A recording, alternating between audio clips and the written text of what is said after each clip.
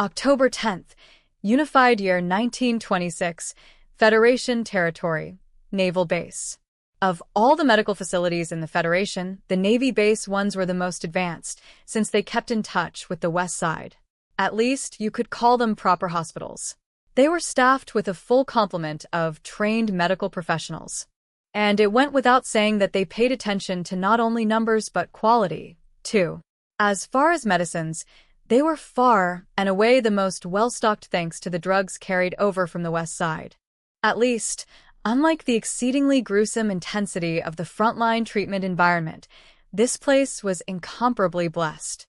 It was a real hospital with pristine sheets, the sharp smell of disinfecting alcohol, and a properly cleaned linoleum floor. The medical officers on the forwardmost line, who were reported to be running low on medicine, had given up even dreaming about facilities like these. But no matter how well-equipped the facilities were, Hey, help me out. Please, I need a cardiac stimulant. Hurry, cut it out. Thomas. Jackson is already asleep. Colonel Drake. You can't be serious. Please don't talk crazy. Jackson. Hey, Jackson. Stay with us. You're going home, aren't you? Wartime hospitals were hospitals. Seeing one of his subordinate officers shouting, unable to accept the death of a lifeless young mage, he was already used to this. What a rotten thing to get used to, lamented Lieutenant Colonel Drake internally. Some part of his parched heart wanted a stiff drink as he stepped into the room. Hey, examine him again. Thomas lashed out at the Federation medic. Drake understood Thomas's feelings to a painful degree. Mage units were proud to have bonds as close as a family's. No, their relationships were thicker than blood. How many officers could remain calm when losing a friend who accompanied them through thick and thin, who broke bread with them? Don't die here. And on top of that, he recalled that Second Lieutenant Jackson was First Lieutenant Thomas's junior by a year. They were friends since the academy. He had to put it in past tense. It was a terrible shame to Drake as well. Lieutenant Thomas. Colonel, there must be some mistake. That said, this could go on only so long. You have lots of other fellow soldiers who need treatment. Keep it down, Lieutenant Thomas. But he wouldn't call it a tantrum. He could understand losing composure to the point of rejecting reason. It's pretty hard to get used to this. If he hadn't been forced to witness so many of his subordinates' deaths that he'd become almost immune, how wonderful that would have been. It was a horrible job and a horrible position to be in, but casualties were inevitable in war. As long as they were inevitable, officers needed to accept them as such and do what needed to be done. Cool it. He popped Thomas one and took advantage of a shock to drag him out of the room, as if he was kicking out a nuisance. Luckily, it should probably be said, some of the idiot's friends who were worried about him picked him up. Alcohol and time were the only things he could prescribe to fix that issue. Tonight there was nothing to do but drink like fish. I'll give them time to share memories of the deceased and have a good manly cry. Drake winced a bit when he realized how much he had been drinking since the start of the war. He was always drinking in the worst way, never to enjoy it. He might as well have been drinking rubbing alcohol. At this rate, he felt like he was going to forget how to savor a good drink. But he returned his consciousness to reality and bowed. I'm sorry my officer got in your way. Please examine the other injured. No, it was. No matter how we paint it, it's true that he caused trouble. Please allow me to apologize. Drake had told his mages in no uncertain terms that they were to treat the Federation medical officers and staff with respect. Their allies were pouring finite medical resources into them. Bowing your head and thanking the personnel who worked so hard for you, and then turning around and heaping abuse on them was wrong. Which was why Drake didn't hesitate.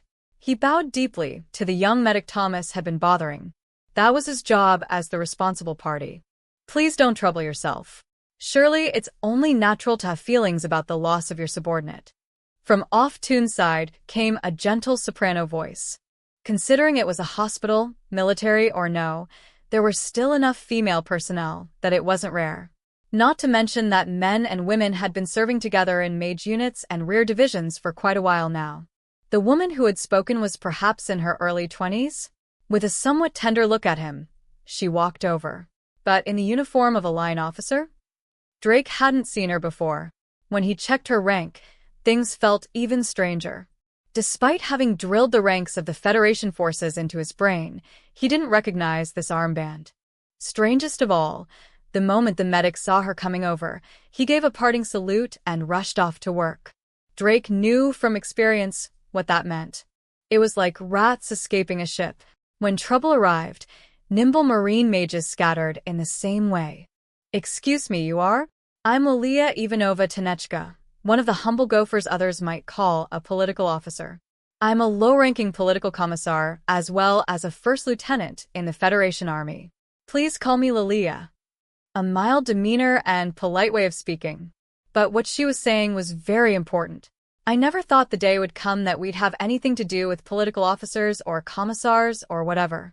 Humble is one I'll have to look up in my Federation language dictionary later. I'm Lieutenant Colonel Drake of the Commonwealth's 1st Expeditionary Marine Mage Force. It's a pleasure to meet you, Colonel Drake. She didn't seem at all like a mere first lieutenant, but whatever. He had orders from the fellows at home to treat political commissars not as military, but as civil servants. While he didn't have direct experience, he'd heard more than enough rumors. The one about them being a pain in the arse was proven by the medic who'd skittered away like a rabbit earlier. I'd really like to avoid trouble. Now then, I must perform my unpleasant duty. Oh, I suppose it's a misleading way to put it. Drake braced himself, but the woman straightened up and then bowed. As a party member, I extend our sympathy and condolences for your sacrifice and contribution. As an individual, I'm very sorry for your loss. I appreciate you saying that. With your sentiments and condolences, I feel I'll be able to show my face to his family, despite being a good-for-nothing commander. Thank you. Then he slowly told her. They weren't the only ones to face that horrifying Imperial mage unit, the Devil of the Rhine, and her gang. The Federation Army had sacrificed many as well. It's late in coming, but please accept the gratitude and respect of one Commonwealth officer for your country's sacrifice and for fighting alongside us. It's an honor. Certainly, that's the best farewell gift for my fallen comrades. Her words contained more sincerity and integrity than mere lip service. That's what made him hesitate. This probably isn't the sort of thing an outsider should say, but please, anything. The Commissariat for Internal Affairs said to hear out any opinions our allies have. Perhaps he was careless because he was given permission? Although the home country had told him to be careful, Drake let his request slip. Then one thing. I hope you won't blame your officers too much. You mean you're putting in a good word for our comrade the Colonel? I don't mean to interfere in domestic affairs, but I'm eager to hear what you have to say. Colonel Mikkel and the others from your nation did their very best in the fight. Colonel Mikkel and his men had faced the Devil of the Rhine with them. Drake found himself arguing how bravely they had fought. Frankly, he was afraid he was crossing some line in Federation culture by saying that. He was so worried he had made trouble for the men already detained that his face tensed up before he could stop it. The party has a philosophy of rewards and punishment. But this is war. Sadly, even doing your best doesn't guarantee success. She smiled at him. Please put your mind at ease. I don't know if it will do anything, but I'll write a note saying our comrades' best efforts were thought of highly by an external party. To be perfectly frank, I would really appreciate that, but are you sure it's all right? All right. Officer Lilia, I don't presume to know your position in your country, but is it all right at this juncture to leave a written record that you approve of an outsider's opinion? Seems like your concern for me has taken a strange turn.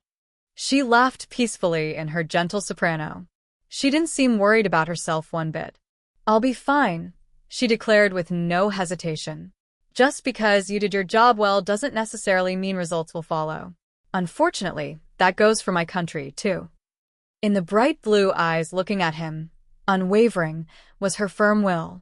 But using that as an excuse to punish someone isn't how communism works. You could say that defending against that is our job. Oh, have you been reading Imperial propaganda? She winced and asked him not to believe it. Unfortunately, I must say, I know much is said about the Federation and our mother party. But the truth is what you see here. She pointed at herself and then pointed at Drake with a smile. We're humans too. Do you think you could see us as your neighbors as we are, without discrimination? I misjudged you. I do feel as though I've met a friendly neighbor. He bobbed his head and was about to reach out when he finally remembered where he was. If I kiss her hand, I'll probably get walloped. He hadn't been this impressed since meeting blue bloods back home. But this was the Federation. Honestly, it was hard for him to imagine that any old families remained, which was why he proceeded to ask her a question. He felt he was in the presence of someone quite unexpected. By the way, do you mind? Perhaps it's rude to say, but you seem awfully young, Officer Lilia. Do I look inexperienced? I did just graduate from the academy. Ah, how tactless. I shouldn't have brought up the topic of age with a woman. How awful of me. I'm terribly ashamed. As he apologized, he winced inwardly that he was missing his opportunity to learn about her background. If she was from an old family, then whether it was the Federation's Red Army Academy or the Political Academy, they probably would have refused her entry based on her status. It wasn't as if there were no Red Nobles, but the name Lilia Ivanova Tanechka didn't ring a bell. He had never even heard of the Tanechka family. Apparently, a man can grow coarse in the company of rowdy marine mages without even realizing. I must be crazy, asking a woman her age. He bowed again, repeating how incredibly embarrassed he was, and looked to see how she was reacting. A wry smile. Not irritation or confusion. Sheesh. No more probing that will only end in disgrace. Just as he was thinking how to pull as much information out of her as possible, he noticed a first lieutenant approaching. It was Lieutenant Mary Sue. Though she counted as Commonwealth personnel, she was actually in an Entente Alliance voluntary unit sent over from the Unified States. They had been literally obliterated. A company of them had been attached to the RMS Queen of Anjou on a direct support mission, and the result of their second encounter with the Devil of the Rhine left the majority of them incapacitated. There were only 4 left. The ones who barely survived, like Mary Sue, were just enough to form a platoon. It was utterly tragic. Excuse-me, Colonel. About the burial? Sorry, I'm a bit busy right now. Let's talk later, Lieutenant Sue. Though he had allowed her to debate him on this topic a few times, he didn't want to get into it in front of a third party. Drake sent Political Officer Lilia an apologetic glance. I don't mind. Go ahead. Are you sure it's all right? How annoying. He couldn't help but think. It would have been fine if Lieutenant Sue had just taken a hint and withdrawn, but I'm not so heartless that I don't have respect for the sacrifices of people with the same aim as me. Hello.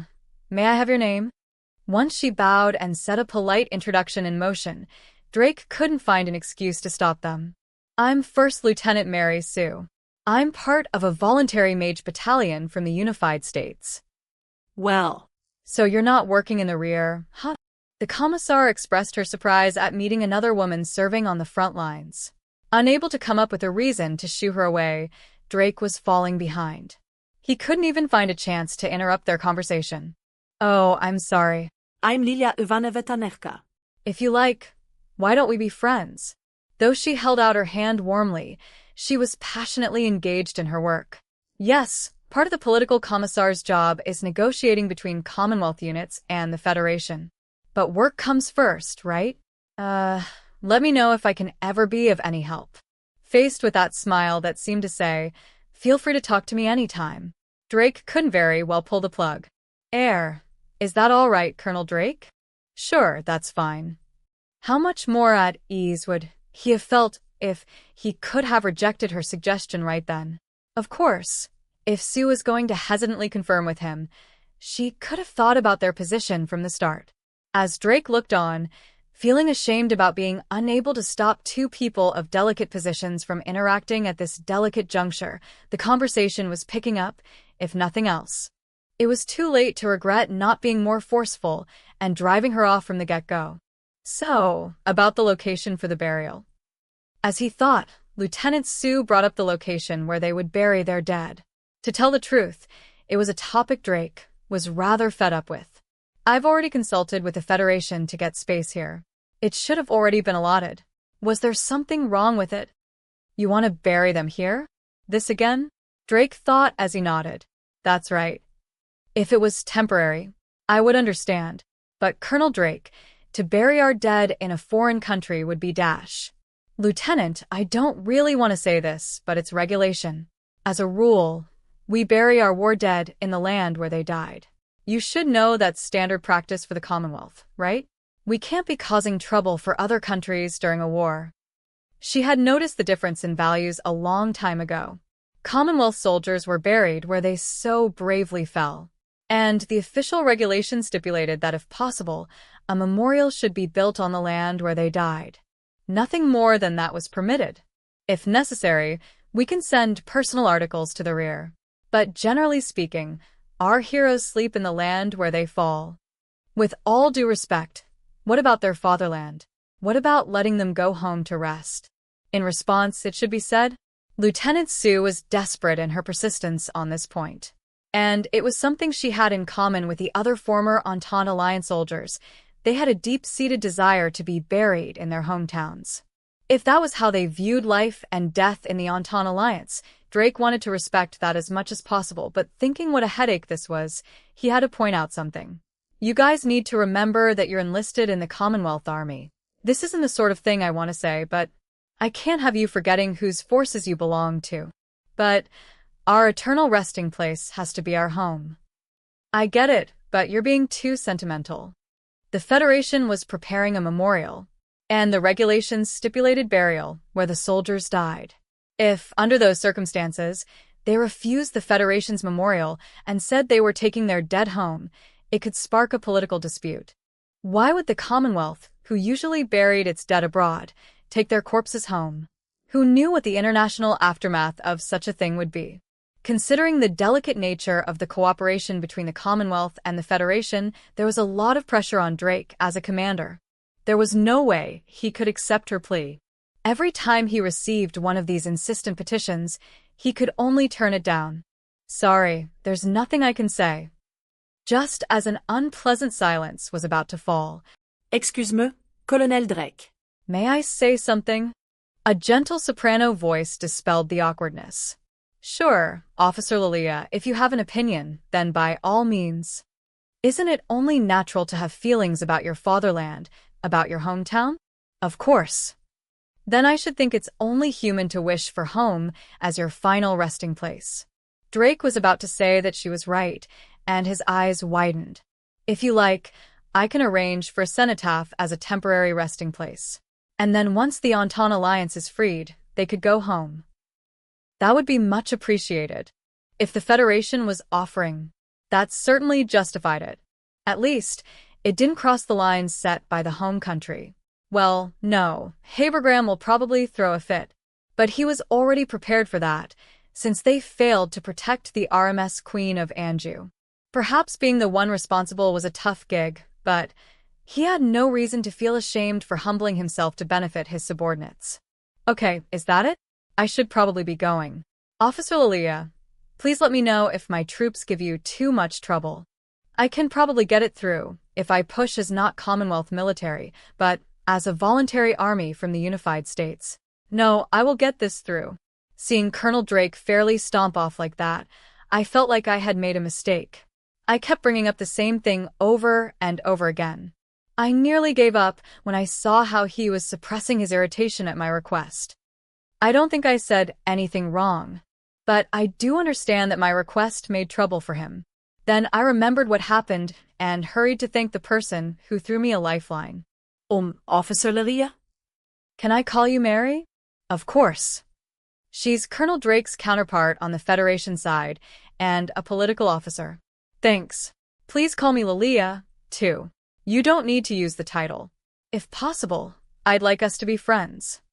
Then she added, Oh, and I've heard about you about the people resisting, even though the Entente Alliance was occupied by the Empire. It's an honor to meet you. She seemed so kind. I had to go and ask, You don't have a grudge against us? A grudge? Why would I? Lilia looked perplexed. Really, I shouldn't have asked, but my mouth did it all on its own. We're the ones who started the whole war. The ones who caused the problem. Oro, yeah, I heard people call our fatherland the bankrupt relative. I borderline self-deprecatingly murmured the truth. Everyone fighting the Empire whispered it. We could have avoided this meaningless war if only the Entente alliance hadn't been so careless. Sadly, I sighed a little in my head. I'm already used to being talked about behind my back. Well, I can't deny that it was the Entente alliance's cross-border operation that set things in motion. History will probably speak of it as the event that triggered this huge war. Which was why when Lilia nodded her understanding, I braced myself like usual. I was sure she'd criticize us, reproach us, say it was our fault. You gave them an excuse, there's no doubt about that. But that's all. That's all. I didn't understand, because I couldn't believe that was true. But when she smiled and said yes, I was so in awe, I couldn't even look straight at her. Enemies approaching the border get driven back. So, well, when it comes to your Entente Alliance army. Yes, I know. We crossed the border, so it was our fault. It's okay. Lilia nodded slightly and replied, but what the Empire did after that went beyond merely protecting its border. It should have been a small border conflict, but the Empire began a major mobilization. Don't you find that strange? Wait, but from the military's perspective, isn't mobilization a natural response? I mean, look at the scale of this war. I can understand why they would call for a general mobilization. Yes, perhaps it was if the Empire was envisioning a war on this scale from the very beginning. I didn't even have time to ask what she meant before she gave me an explanation. Don't take this the wrong way, but if the Empire just wanted to deal a blow to the Entente Alliance, this might sound strange, but there was no reason to mobilize their entire army. When I gasped, Lilia gave me a little nod. What she said next completely shocked me. And on top of that, they carried out this large-scale mobilization and advanced north. But then what happened when the Republic hit the Western Industrial District on the Empire's flank? As the whole world knows, the Empire reacted with surprising flexibility to stop them despite the fact that the main Imperial forces were all deployed up north. An army can't free itself from its initial plan. She made the statement quietly, but with so much conviction. It was something that every soldier knew. You couldn't move an army on a whim. Even with advanced prep and careful arrangements, the army was a prisoner of uncertainty. So then why was the Empire able to hold the Western Front despite the unforeseen attack? If they hadn't been prepared for it, there would have been no way. When I heard this in Moscow, it made sense to me. The Empire was using the Entente Alliance from the start. I never thought of that, but now that she mentioned it, I was able to accept it as a new viewpoint. Still, there was something that made me think, but if what Lilia was saying was true, I gulped and asked, hardly thinking, you mean our government was tricked? I don't know, but from what I heard, there's a possibility that intentional provocation was involved. So the Empire made them believe it wouldn't respond to a cross-border operation? It's all just a guess. Yes, it's all just a guess. At that point, I tried to keep a cool head. There was no way to know what the Entente Alliance government had been thinking at the time. It was all speculation. It was just a hypothesis with no proof, mixed with the hope that it was true. But could it be that my father and all my friends had to die for that? Yeah, you might be right, Lilia. Or you might be wrong. But it's important to look at things from different perspectives. Yes, it's good to have lots of points of view. Thanks. Regardless of whether I believe it or not, you're the first person who hasn't treated me like a troublemaker. What was even more important was that I hadn't been rejected. Of course, everyone welcomed us warmly. But the tone of their comments put us on edge. Do they think of us as a nuisance? It was something I hadn't felt at Grandma's house, this malice. As the war escalated and the number of casualties increased, I had started to feel it in the Commonwealth. If I said I didn't expect to sense the same thing in the Federation, I'd be lying. You didn't do anything wrong, so if any of my Federation comrades says something, no, if anyone says something, let me know. That's part of what I'm here for. Thanks. I think you're the first person I can talk to. What? Mary, what about Colonel Drake? He seems like a good guy. I'm sure he would at least listen to you. Yes, but he's a Commonwealth soldier to the core. I mean, he is considerate. But I think he'd be lying if he said that he doesn't think this a mess the Entente Alliance made. I imagine both of us felt at that wall between us due to our disparate loyalties. Colonel Drake was fighting for his fatherland, and I was fighting for mine. When two people are fighting for different fatherland, there is bound to be some disconnect. It's sad but true. I guess I never did this before. Never did what? I don't think I ever talked about this sort of thing to someone from a different country. Until I met Lilia, I could only share my worries with the other members of the voluntary army. And now, most of my fellow soldiers had fallen. It's the duty of those who remain to free the fatherland my father and those men and women believed in. But I wiped away the tears that were about to fall and smiled. I guess I'm relieved to find that this kind of conversation isn't impossible. I wish you great fortune in life, Mary. There will be hard times, but there will be good things, too. Life is long. It's weird, huh? But yeah, I guess that's one way to put it. That it is, my friend. She beamed a rosy smile at me. It was a wonderful smile. Oh, I like that phrase. Her smile was so bright, I could hardly look at her. I felt so overwhelmed. Then, once again, it was nice to meet you, Mary. I took the hand she offered. It was warm and kind. That's why I could smile, too. Yeah, same here. Thanks, Lilia. My friend. Nice to meet you, my friend. October 16th, Unified Year 1926, the northeastern part of the Eastern Front, the Salamander Kampfgruppe garrison. The mood of the commander of the Salamander Kampfgruppe in the east, Lieutenant Colonel Tanya von de Geerchaff, is plummeting like the pressure in a hurricane.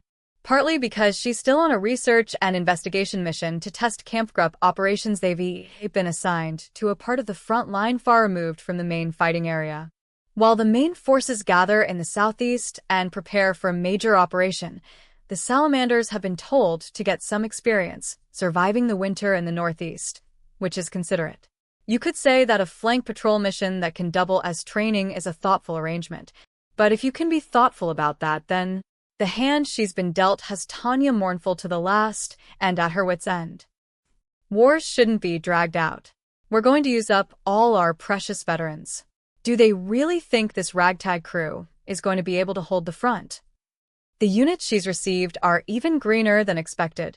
The majority are new recruits, not career soldiers. It's too much for the scarce veterans we do have to handle. What a headache. Having said that much, she realizes she's talking rather irresponsibly, but she can't lie about how she feels. She really is despairing at the cards in her hand.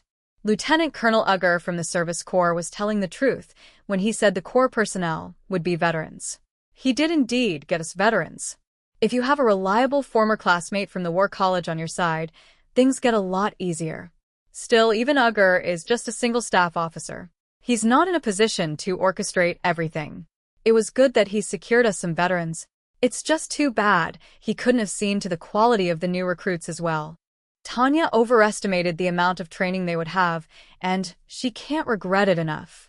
Though they're training in parallel with position prep, mainly the village in which they're garrisoned for winter, it's impossible to expect good results. They don't just need proper battlefield conduct drilled into them, they don't even have a solid grasp of the most basic education a soldier needs on the front line. It's like tossing a new sales team member onto the front lines when they don't even know about the company's products yet. Setting aside the fact that you're trying to fill employee openings, it's bound to cause confusion. Furthermore, the newbies aren't even the only problem. The officers we've been allotted are also far from ideal. We requisitioned part of a building that must have been a Federation Communist Party facility for HQ. When I had my reliable officers war against the new officers, albeit on a map, the results were dreadful. No, some of them deserve praise. It's just that there are a lot more inept. Even if I evaluated with the most indirect phrasing and was as optimistic and hopeful as I could be, they still aren't skilled enough for me to be able to trust them as officers. And those are my subordinates. Sitting with Major Weiss commenting on the newbies' performances in the HQ common room, it ends up about 10% praise and 90% criticism. Captain Ahrens was the best of the lot. As the commander of an armored unit, he knows his stuff. His naivete when it came to using artillery and mage units is acceptable because it's not his area of expertise. Yes, he'll be no problem. I heard it was Colonel von Lergen who got him for us, if only they were all that good. Luckily, I suppose. Captain Elmer Aarons, recommended by an acquaintance, is a decent officer. Once he's trained, he'll be plenty good. But he's the best one. Having to feel relieved that at least one of them is even usable is a horrifying state of affairs. That Captain Rolf Maybert in the artillery should just be shot. I know, we don't need to go over it again. Still, I can't believe I have an inept worker manning the artillery. Who knows how much ammo he'll use up? This is the East, you know. The Imperial Army's artillery doctrine has specialized in and been optimized for trench warfare. Armies always carry their past battles with them. Apparently, in order to optimize for a new battlefield, you have to pay the terrifying lesson fee of experience. Having your head filled with the assumptions of old battlefields during training with the theorists might still fly in the West. But Tanya vents in a thoroughly fed-up voice. Throw away the experience you got on the Rhine front. The supply lines we're premised on are too different. Yes, Colonel. Our supplies are vulnerable, aren't they? It's worse than that, Major Weiss. I'm sure you're painfully aware, too. I can't have anyone wasting shells. Our supply could be cut off tomorrow for all we know. The Eastern Front's supply runs through the mud. Horses are the primary means of transportation. Trucks can just barely be used to supplement, but the road isn't paved. The conditions are just too different from the Western lines, where we were abundantly supplied with shells via light rail. Supplies are not a given here. To put it in extremes, we can't even trust that the communication lines will stay up. Major Weiss, do you remember the nonsense Maybert said the third time you severed their supply lines during the map exercise? You mean, the ammo stockpile we started with was unrealistically small, which is hampering the artillery's performance. Weiss wrung the words out in disgust. He and Captain Maybert had been repeating the same scenario for educational purposes. And yet, Tanya Spitz. That idiot Maybert just doesn't learn. No, he just says, that's weird. Thanks to which he's going to be a bad influence on the other numbskull. Captain Leonhard Thon and Lieutenant Klaus Tosban will be fine. Those two are infantry, so they can handle any trouble on their own. Was he trying to distract us? Or trying to find some point in their defense? Tanya can understand that he's attempting a roundabout topic change. Even so, she's of the opinion that there are some problems to point out. Thon and Tosban are both blockheads. They think they can handle things, but they're newbies who might as well not even know how to change a diaper. Weiss, silently wincing, probably doesn't have any response to that. But he is starting to look worried. I do somewhat regret that. Tanya realizes then that she was getting too emotional. I wanted to ask about the replacement company sent for the Aerial Mage Battalion. Tanya steers the conversation back toward administrative matters and asks Weiss's opinion. It's a full 12 mages led by First Lieutenant Theobald Westman, all new. That's what I heard. So give me your frank opinion of both the commander and the unit. They're on the better side of both ability and quality. Oh? His remark surprises Tanya. The replacements Weiss received from the home country had been abysmally lacking in mobility skills. So, better than expected? Fill me in. Yes, I think personnel must have been somewhat selective when choosing them for us. They're doing just fine in terms of eagerness and book learning. Tanya urges him to continue, and he sighs. On the other hand, as mages, they have a critical dearth of experience. So that's what's wrong with them. The truth, we can only lament. Regardless of how high quality they are, these newbies haven't been given any time to gain experience. Inevitably, then, they don't have enough. Exactly, ma'am. It's not just the commander. All the replacements have this problem. I think we should put them in a company together. You can't get a unit to cooperate well if the members' levels of training are all over the place. I'll have to be aware of their very different capabilities and try to find an appropriate use for them. That's probably all we can do. Tanya sighs her lament. So, the 203rd Aerial Mage Battalion temporarily becomes a battalion plus a reserve company. It's unfortunate, but let's have Lieutenant Grants put the newbies through the mill as planned. Can we make something of them?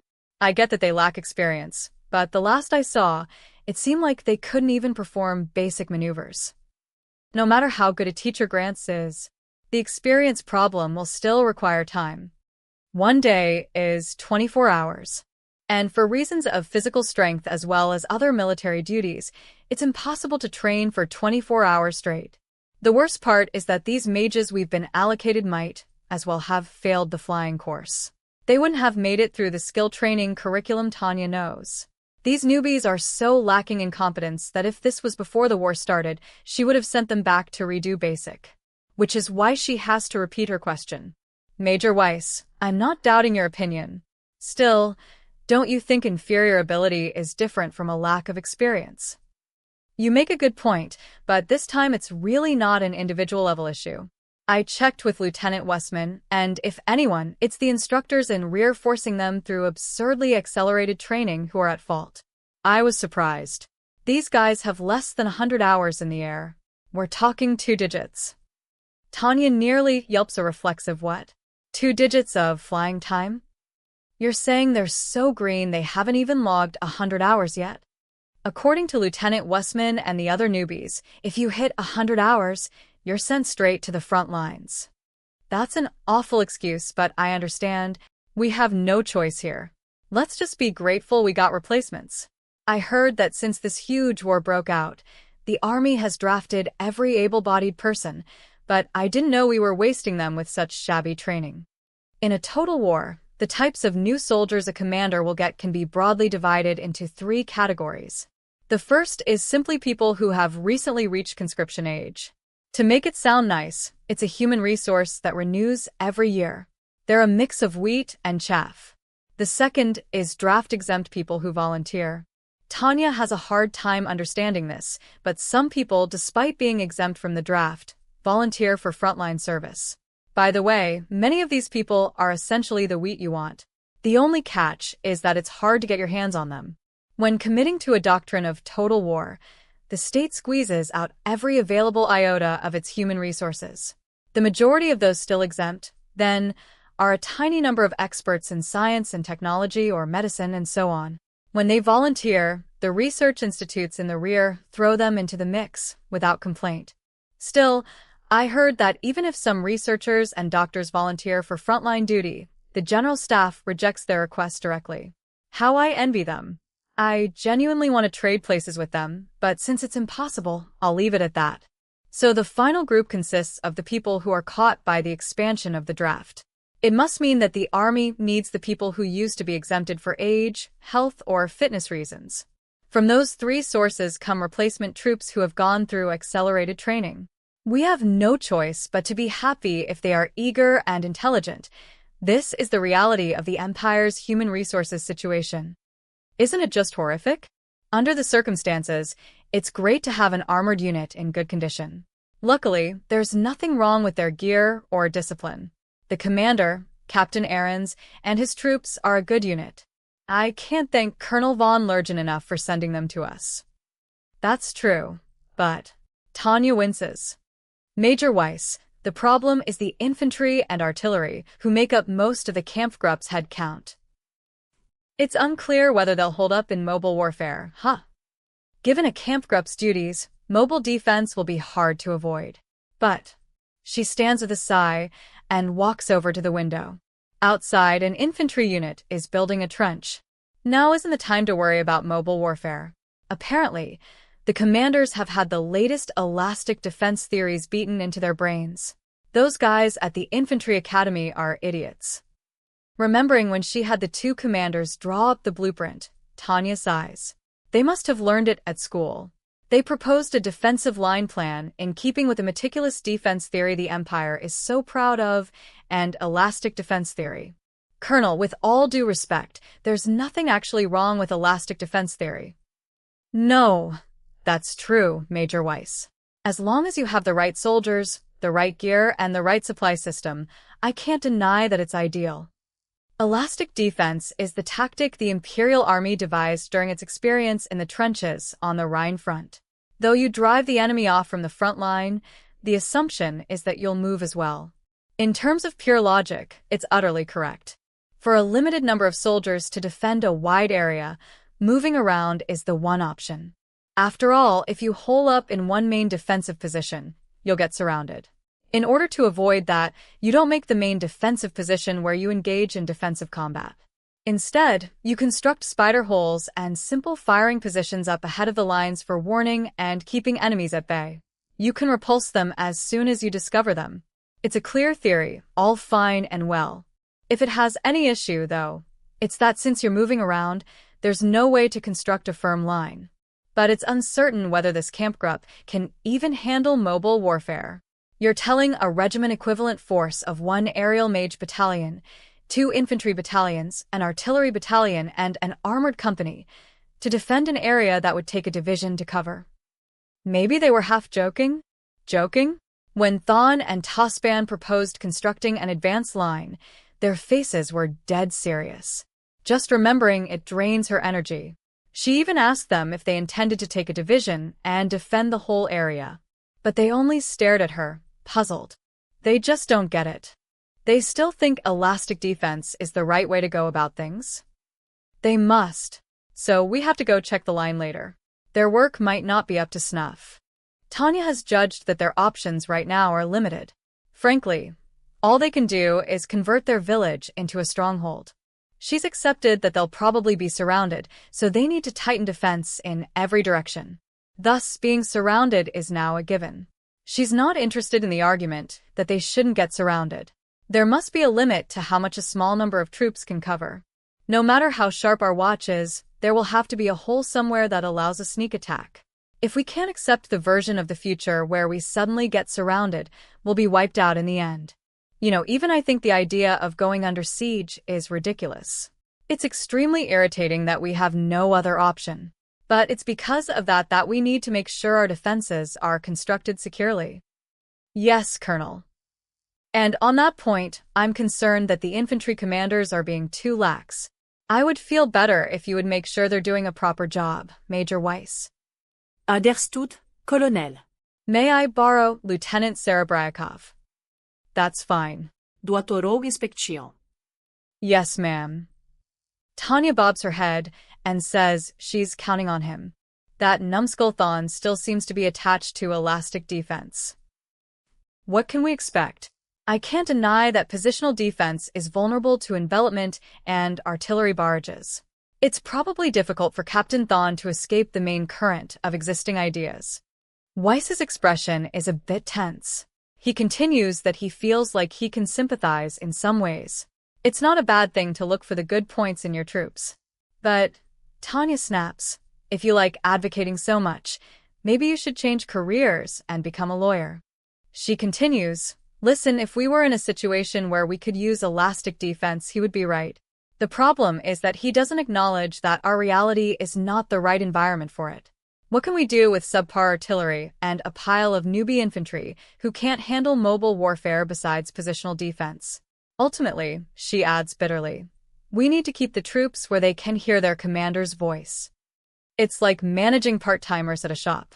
But what if a very busy shop is allocated only inexperienced part-timers who can't be trusted to make their own calls? Then, just like a commander leading the charge, the shop owner would have to be at the register all day. If he doesn't even understand that much, he's incompetent, and on top of that, he's stubborn. I want to have him shot.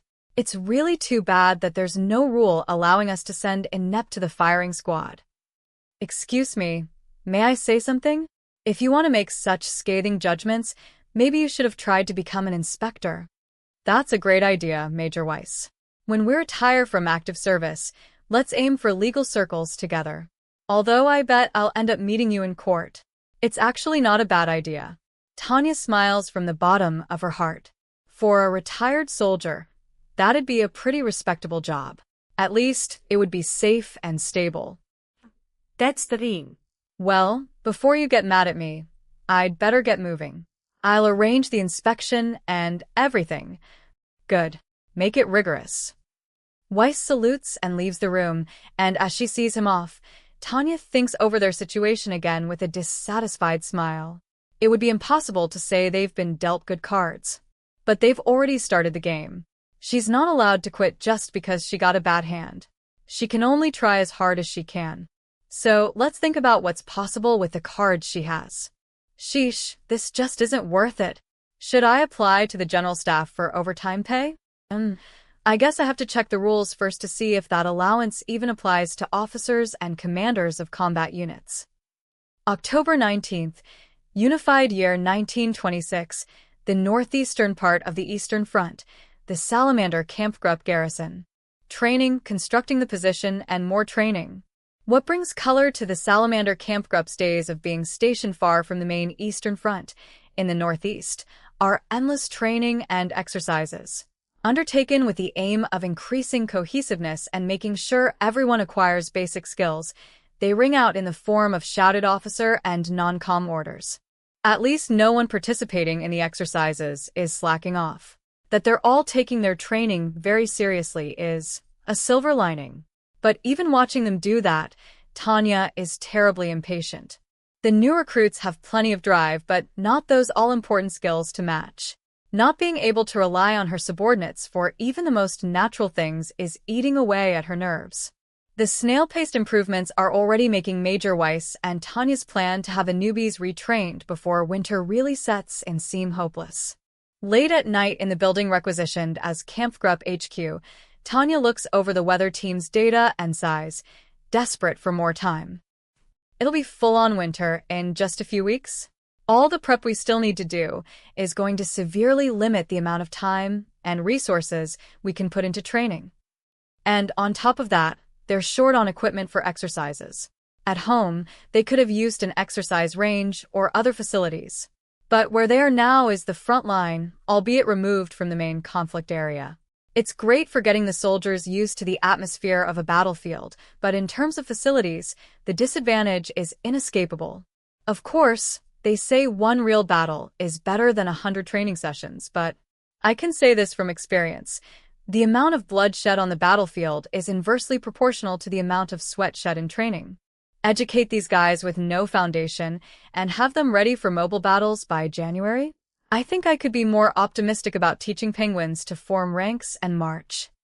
You can decrease losses even by just making sure the troops know how to dig trenches and use spider holes. It's also important to teach them how to distinguish friend from foe in a melee fight and when not to throw a hand grenade. Panicked newbies often turn not only themselves but the soldiers next to them into casualties. It might benefit us more to put penguins on the patrol line than recruits who scatter in fear. When I heard some countries give penguins honorary ranks, I thought that was an awfully bad taste, but perhaps it was an abstract protest that penguins or bears would be more useful than panicking rookies. I had thought they were merely mascots, but it's important to gain a correct understanding of things. Well, that's a discovery, thinks Tanya as she drains her hot coffee and slowly stands up. When she glances at her watch, she sees it's awfully close to the time she had planned. Soon she'll receive Major Weiss's scheduled report from his watch on the patrol line. If there aren't any issues, I can probably turn in for the night.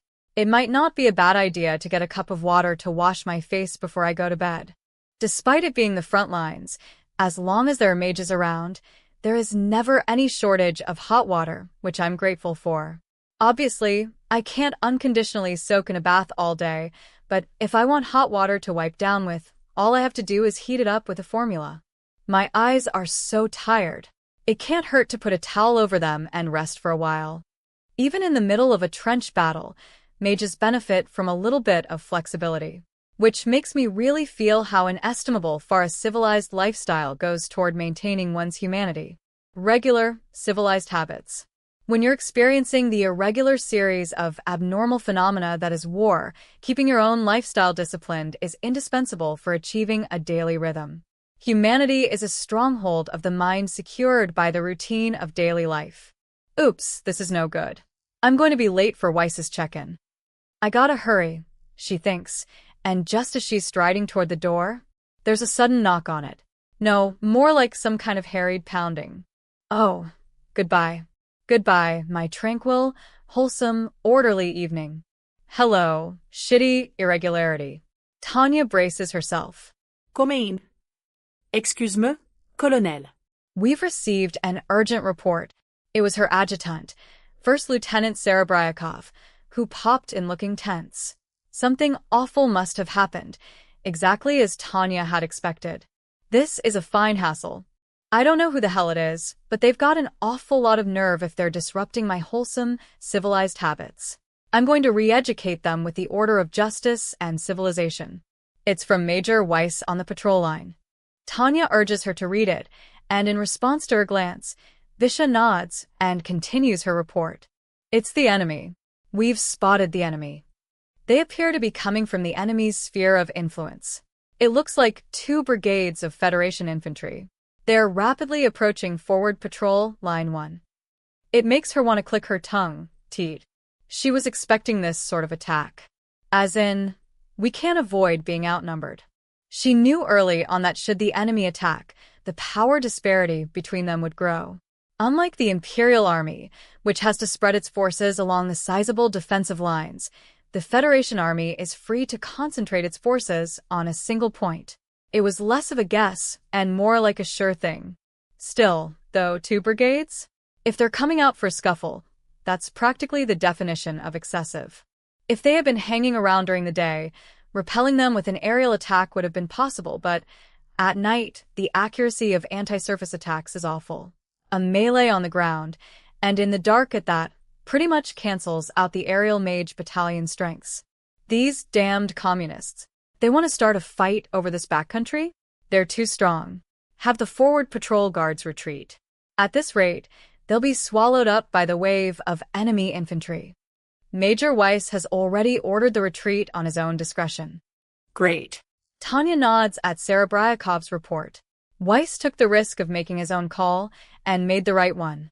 Later, we may be reprimanded for this decision, but when there's no time to lose, what you need is decisiveness. A subordinate who can resolutely make the appropriate call on their own is invaluable. That's good. I approve. Please tell him I said it was a great decision. Yes, ma'am. I will. While you're at it, make sure we're ready for them to arrive.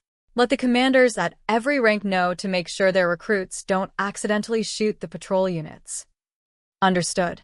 I'll do that right away. Oh, and Lieutenant Serebryakov, call all the officers. I intend to keep it short, but I want to drum our situation into their heads. Understood. I'll begin preparing for the arrival of the patrol units immediately. Orders will be given to prevent accidental friendly fire. At the same time, I'll summon the commanding officers from each branch of the Kampfgruppe. Lieutenant Serebryakov repeats back the orders with aligned heels and a salute. The moment Tanya nods that there are no misunderstandings, she dashes off. Because she understands her job very well, Lieutenant Serebryakov is a trustworthy adjutant when it comes to her communication duties, too. She'll be sure to take care of things. Well, I guess we're going to be busy. These guests have no manners. We've got to beat proper visit-paying procedure into them. I've got to pay them back for obstructing my sound sleep. And so Tanya rushes to Kampfgruppe HQ, ready to fight. While she was gone, the work to update enemy movements on the map had continued without a hitch. Tanya smiles upon seeing that the data from Major Weiss and the others out on recon is properly reflected. Though it's nighttime, Major Weiss, who even has experience with reconnaissance on the Rhine front's no-man's land, makes reasonable decisions on the whole. Even if tonight's duty officer is the relatively inexperienced First Lieutenant Westman, we're still lucky it's not First Lieutenant Grant's. I still have some concerns about him. This is really a silver lining situation. That said, Grant's is trustworthy if you give him clear instructions. And he did educate the newbies up to the bare standards an officer should meet. Even the least experienced officers are first lieutenants. We should be able to expect more from them than second lieutenants fresh out of the academy. So, having summoned the officers, Tanya is sure that things are going smoothly. Frankly, she doesn't think there is any reason something would go wrong. Which is why when all the officers are woken up for the emergency summons and gathered, Tanya finds it strange to notice a familiar face is missing. It's only natural that Weiss isn't there, since he's out engaged in a reconnaissance mission. The one glued to the enemy army, sending them info about their movements, doesn't need to be at the briefing. But Tanya furrows her brow and asks Captain Thon's subordinate, Lieutenant Tosban, "Where's Captain Thon?" "He's working at Infantry Command. He said it's something necessary for keeping the units in line." "Certainly. Since he's the commander of a mostly newbie-filled infantry, I can understand why Captain Thawne might not be able to come. But really, if someone was going to be left behind, it should have been Tospan. It makes sense to be anxious about all the new recruits. But if he's underestimating the risk of all the commanders not being on the same page, he's not qualified to be a line commander. I'm pretty sure I told him to come immediately. Tell him to get over here as soon as he's done. Understood. What a total headache, Tanya laments, but she realizes she can't really blame Tospan for it and switches gears. All right, Lieutenant Serebryakov, you can begin the briefing. Yes, ma'am. Then I'll go ahead and explain our situation. She's good at explaining things efficiently. In this, my adjutant, Serebryakov, has a great understanding of my intentions. She gives such a capable explanation with the map including how much power we can expect from the enemy, the route they are advancing along, and everything else we know about them so far that I could even see recommending her for the staff officer track. Sadly, she hasn't graduated the regular course at the academy. I feel like they should lower the hurdles so graduating from the academy isn't a prerequisite. When I get a chance, I should talk to General von Zetter about it. That said, although it's a contradiction, I would also feel like a fool for letting such a talented adjutant go. Ah yes, a manager encounters this fundamental conflict of interest when trying to both look at the big picture of human capital optimization from above and be considerate with human resources on the ground. It's nice to have excellent personnel on the track that will allow them to become even more excellent. But it's tricky, since they can't build up the requisite experience when they're taken out to study. Oh, Tanya realizes.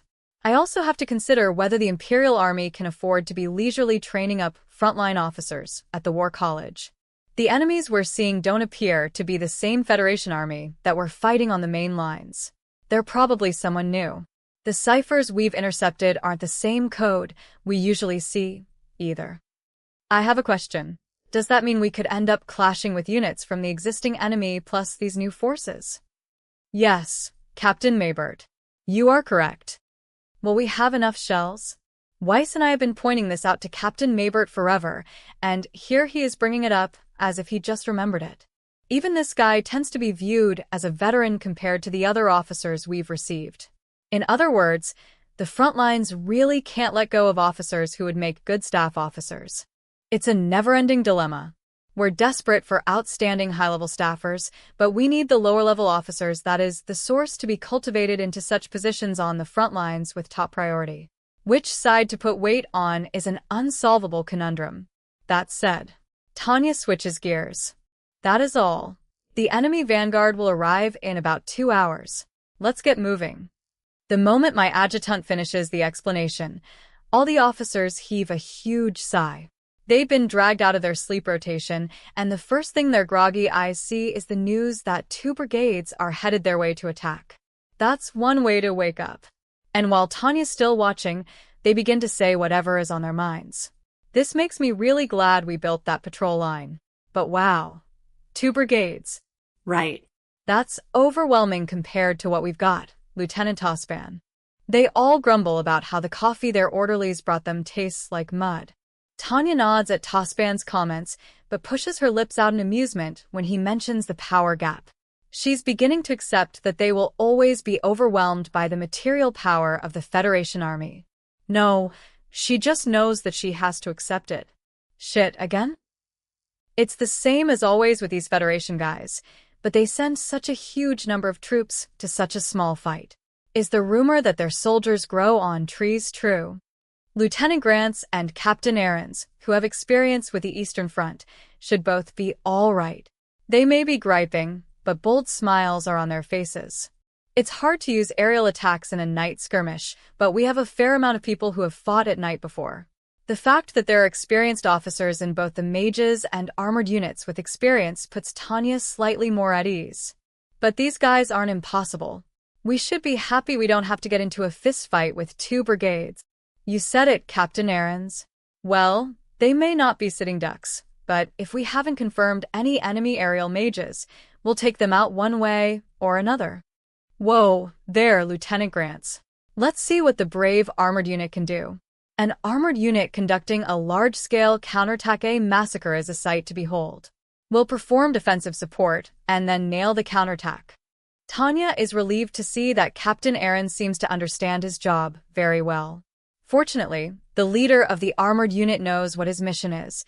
She would expect nothing less from someone with experience in the East. Armored unit commanders frequently hate defense support because it invites attrition. It's practically their instinct. They're always hoping to concentrate and wait as reserves until the decisive point of the counterattack. But Aaron's doesn't seem to actively despise defense support. Well, I appreciate the offer. Thanks, Tanya. At this point, it seems like there are only infantry approaching their lines. Message from Major Weiss. He'd like to take a battalion and conduct a delaying attack on the enemy infantry. I'll allow it. Tell him to slow them down and thin them out, but also that limiting our losses is top priority. Make sure to tell him I can't have him running the mage battalion into the ground for no reason. I'll be sure to tell him, ma'am. And her Vice Commander Weiss is another soldier who knows how to bully the enemy. In war, you've got to hit your enemy in their weak points first. Anti-surface attacks by mage units are usually markedly less effective at night, but veterans know what they're doing. The enemy infantry may not have many weak points, but Weiss will be able to hit them from the sky. His skills and achievements are worth believing in. I don't think foot soldiers under attack by this dead-serious soldier will be able to break through our position's perimeter. As long as our infantry holds out, I'm convinced we won't need the armored unit. It's important to save the shells for the moment we really need them. Just as she is about to settle on her proposal, planning to get it through Maybert's head that they need to save shells, Tanya realizes something. By the way, Lieutenant Tospan, what is Captain Thon doing? It's been a long time since the meeting started. Even an idiot would know that he should have shown up by now. Ma'am, he's, advising the troops. That's what he said last time. But Tanya points out the window at the muddle of foot soldiers and says, and yet they're still so sluggish. What is that? They look lost, like they don't even know what they're supposed to be doing. They aren't moving like infantry who need to get to their positions and prepare for an enemy attack. Perhaps they haven't been given proper directions? As far as she can tell from the window, some have been assembled and are just standing there holding their gear. The sight must have been a shock even for Lieutenant Serebryakov and the others who walk over to the window with flashlights. The partially built defensive lines, the limited manpower, and the newbies with hopelessly little experience. If this is the state they're in, I can understand why Infantry Commander Captain Thon didn't show up at the commander's meeting, but something is weird. There should have at least been some word. And even before that, Tanya can't hide her irritation and turns a sharp glare on Tospan. If this is how they turn out when Thon is in command, he should be discharged. You laid the phone lines, right, Lieutenant Tospan? Call up Captain Thon's command. I want a report on their status. Lieutenant Tospan, that wasn't a request. It was an order. Call up Captain Thon's command. I'm pretty sure I had you set up the phone lines, yes. Actually, Colonel. What is it? I'm running out of patience. Tanya urges him with her eyes to continue and then doubts her ears when she hears what he has to say. Captain Thon is out scouting. Huh. The question is out of her mouth before she realizes. The news is so unexpected. The infantry commander is out during an enemy attack of all times scouting, away from his unit. Now. Why did he leave his post? It was an independent decision. He said officers should be up on the front lines patrolling like Major Weiss. If we were going to do elastic defense, sure, that's another measure we could take. Getting a handle on the enemy's situation and then driving them back with mobile warfare would be one option. But, Tanya must add, with their force so much larger than ours, we can't be entertaining plans like that. Does he not realize that? He went on officer reconnaissance to confirm how much larger. There's nothing wrong with corroborating Major Weiss's report with observations from different sources. Won't acquiring relevant intel allow us to deal with them more effectively? That's enough, shut up. Tanya spits, at the mercy of her seething emotions.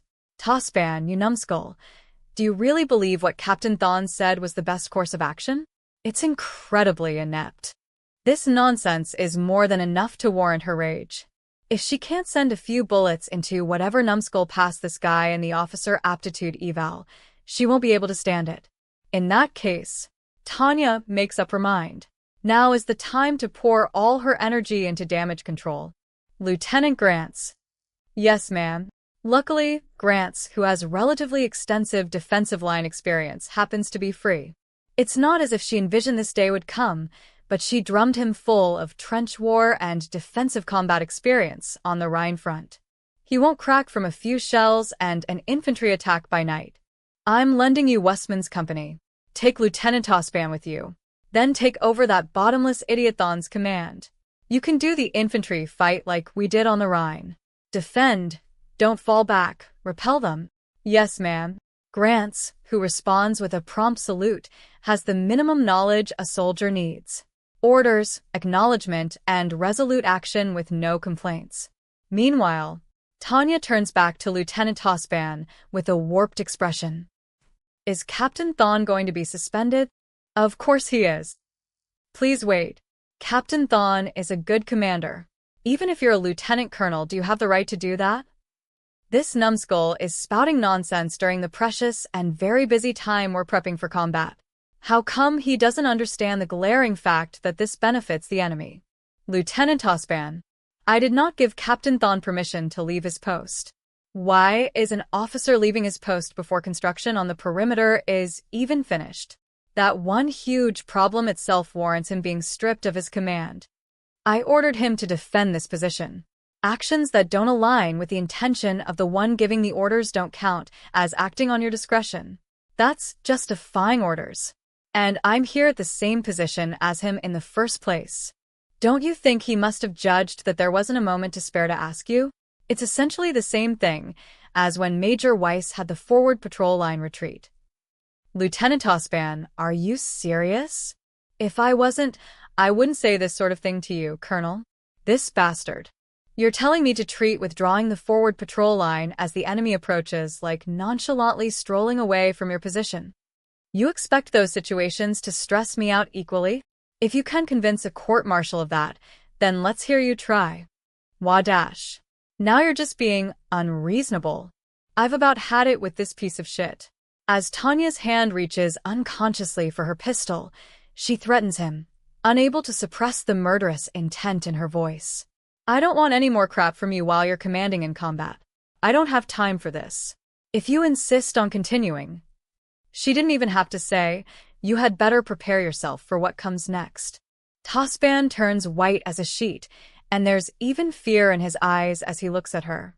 Well, the moment the numbskull goes silent, she announces it as a done deal.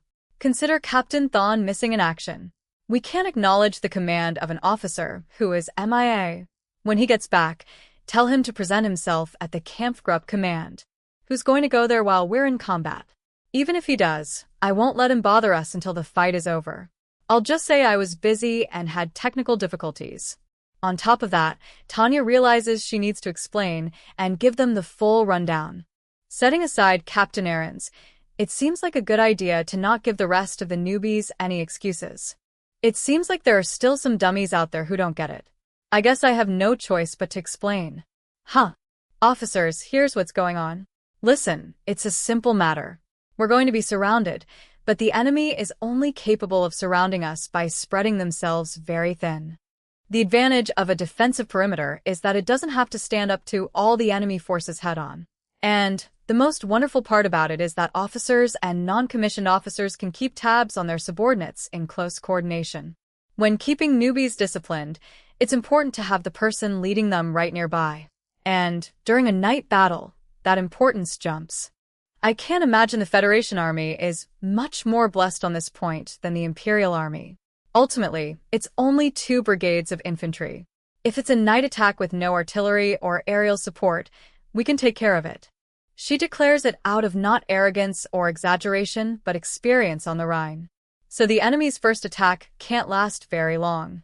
We'll watch for them to start running out of breath, and then send in the armored unit. We may be treating the symptoms, but our plan is perfect. It's the standard method of defense that has been established in the East.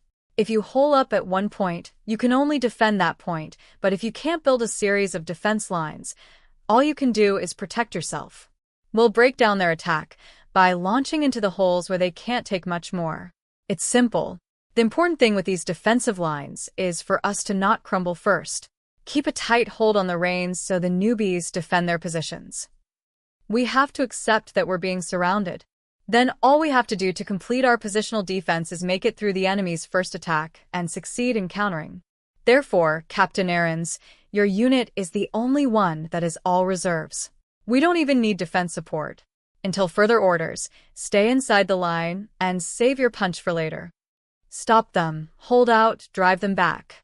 We're merely repeating the classic siege battle pattern used across all places and time periods. Tactics are regressing to an awfully primitive level in the East. It's a terrible shame to Tanya that they can't put the creativity of civilization and intelligence on display. But she doesn't have leeway to be picky on this muddy battlefield. There's no need to fight with stones like in World War IV. We should be happy we get to do battle with firearms. Any questions? Excuse-me, Colonel. For the counterattack, wouldn't Major Weiss's 203rd Aerial Mage Battalion have more impact? And by that you mean? Lieutenant Tosban follows his disgrace with a suggestion. He must be awfully sure about it. Captain Ahrens confidently gives his own opinion without hesitating. Please give the armored unit defense support orders as well.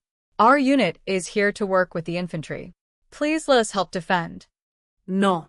The armored unit is best saved for a decisive juncture. Tanya's logic for flatly refusing is the idea of concentrated armored forces. Essentially, it won't do to split up their impact. The classic theory for employing armored forces is that they should be saved for a single decisive strike. Hold on. The theory of concentrated armored forces assumes that the defensive lines are in good condition. Without the armored unit, won't the lines suffer too many casualties? That's certainly an ironic twist. I'm using the logic that the commander of an armored unit would use, and Captain Ahrens uses the kind of logic that someone who is the commander of not armored forces like Tanya would use. The lessons we've learned in the East urge us to use armored units as supporting defense. Surely you know that, Colonel. As Ahrens asserts, in the East, defending lines without armored forces carries too high a price. The lines frequently collapse before the counterattack. That's how fragile lines of infantry are without reinforcement. That's a good point, but our circumstances are different this time. Circumstances, ma'am. Captain Ahrens, we're a Kampfgruppe. I'd like you to keep that in mind. Listen, Tanya continues. We have artillery, infantry, and mages building our defensive lines. This is the golden combo that protected our lines on the Rhine. In some ways, the Salamander Kampfgruppe has advantages over other units. Its mages with experience on the Rhine have been through intense trench defense battles. And they've built a defense perimeter, albeit a simple one, around the village where they're garrisoned. So, barring something completely unexpected, our lines will not break. We probably don't need to worry. She glances at the subordinates she trained, and they seem to have understood. It's a bit too slick, but Lieutenant Grants offers a witty rejoinder. You can count on us, Colonel. We have the shovels for which we were so famous on the Rhine front. Leave the welcome of our Federation guests up to us. We'll be sure to show them the finest hospitality. He thumps his chest as he proclaims his willingness with a confident expression.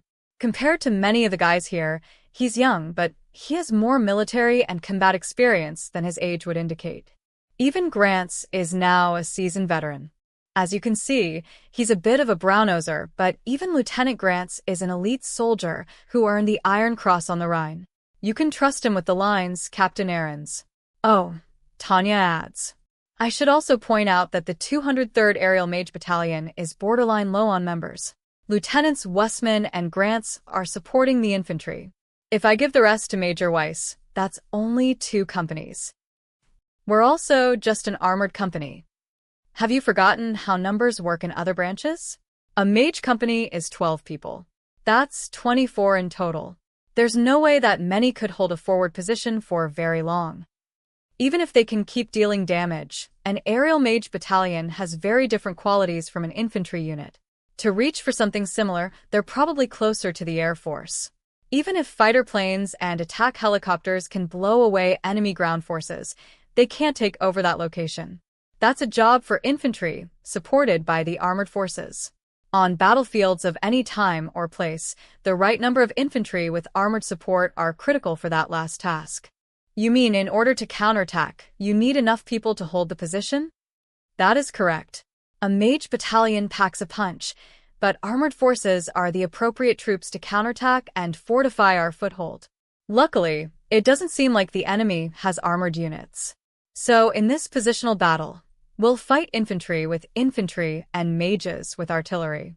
Well, to put them at ease, she adds, of course, if it looks like we're getting overwhelmed, I'll send in the reserves early. But I want to keep the armored company as the ace up our sleeve. Questions? No, Colonel, none. I understand our mission. I'm sorry to have taken up your time. It's fine. I always welcome a pertinent question. On the contrary, I should encourage the officers to ask questions. What's important is having the moderate attitude of an expert. You should always ask if you don't know something. Of course, that means meeting the minimal requirements to be an expert. Naturally, Tanya has no intention of valuing inept workers who barely understand the area of their supposed expertise. Time is finite. Any other questions? All right. Very well, gentlemen, time to get to work. All units to your positions on the double. Get going on your defensive battle orders. Along with Captain Aarons's fearless salute and Lieutenant Grant's usual salute, Lieutenants Wussman and Tosban rush to salute as well. And then when Lieutenant Serebryakov gives her textbook perfect salute as usual, Tanya responds with a salute of her own. Now then, time for work. No, this is a culture war to enlighten our uninvited nighttime guests as to what proper manners entail, whether via shells and bullets or bayonets and shovels. And is that the artillery getting things started? Tanya, the personification of atheism, is so tempted to believe the truth that artillery is God that it's difficult to deny. Colonel, incoming from Major Weiss. He says observed fire should be possible now. Lieutenant Serebryakov is in touch with Major Weiss via the wireless, and this message is truly good news that should be praised as such. Wonderful, she nearly murmurs. Tanya is about to smile in spite of herself when she controls her facial muscles and picks up the direct line to Captain Maybert and asks him pointedly. We got a message from Major Weiss that they can spot for the artillery. There's no mistake. No mistake, ma'am. His patrol team took the long-range wireless set and observation instruments with them when they left. This guy is crazy about his specialty, so he'll be fine. How wonderful. No, even better is Major Weiss himself. What a guy. That was such a smart thing to do. This is what makes old hands like Weiss so dependable in a crisis. That said, Tanya doesn't forget to draw the line at hoping for too much and overestimating their ability. Though Weiss and the troops are veterans, we can't expect the impact observation to be very accurate in the dark. Whether anti-surface attacks or observations, the veil of night obstructs your view. The golden duo of artillery and spotters is no exception. Please let us do it. These aren't the same conditions, but we were trained for night artillery battles on the Rhine. Captain Maybert is full of confidence. It's not the sort of claim an officer who talks big out of ignorance would make. At the very least, the unyielding craftsman temperament he has when it comes to his work can be trusted as reliable skill in this case. So Tanya makes up her mind to let them do it. Okay. Fire once you get the request from Major Weiss. The artillery is the true ruler of the battlefield. Or perhaps it's the only real one you should believe in. Either way, Tanya adds another prayer. But one thing, Captain Maybert, make sure you stick to your ammunition allotment. Unfortunately, we need to be frugal with our shells. So we can't just go all out? Even Tanya thinks how great it would be if they could.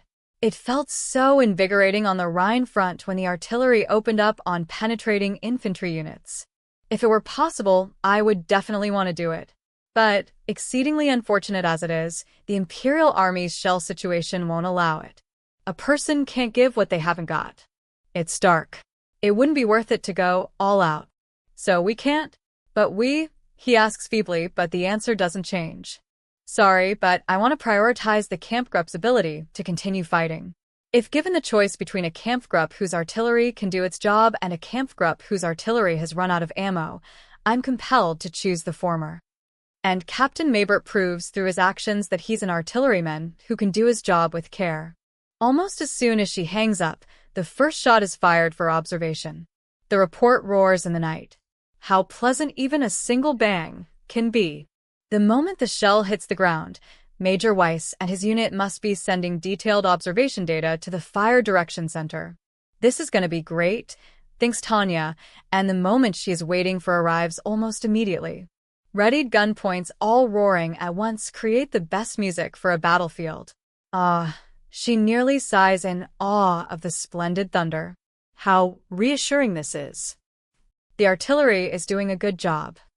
Captain Maybert is an outstanding soldier. Lieutenant Serebryakov, he's just obsessed with his field. If I loosen the reins, he'll fire every last shell. And then he's the type who'll say, I did a good job, so give me more ammo please, with a straight face. That said, Tanya does acknowledge that he's doing a good job. The shots sound at extremely regular intervals. It must be due to a tremendously high level of discipline. No signs of bad maintenance or breakdowns, either. I may have underestimated him. He may be obsessed with his field, but within that field, he knows what he's doing without a doubt. In any case, Tanya gives her spirited approval to the artillery's vigorous barrage. Major Weiss is spotting, and there are no enemy mages in the air to obstruct him. The fact that she doesn't even detect any speaks to the Imperial air supremacy. Of course, the Federation Army has launched this night attack probably because they realize they're at a disadvantage in the sky. Theoretically, it was smart to attack at night when the fighter planes can't do anything. The only problem is... Tanya grins, laughing at the Federation's mistake. The 203rd Aerial Mage Battalion is capable of all-weather combat to a limited extent. Technically, I should add that it's everyone besides First Lieutenant Westman and his company. The only aerial mage unit capable of long-distance flights at night, my baby the 203rd Aerial Mage Battalion, probably isn't who the Federation side was expecting. Sorry to interrupt your fun, Colonel. It seems like the Federation Army's advance unit is approaching. They must have been attracted by the sound of the guns. I see, so Lieutenant Grants and the infantry are engaged with the vanguard? Yeah.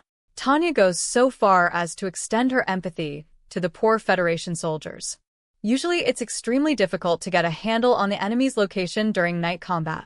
But we, the Salamander Kampfgruppe, are doing something to expose our position. The artillery fire.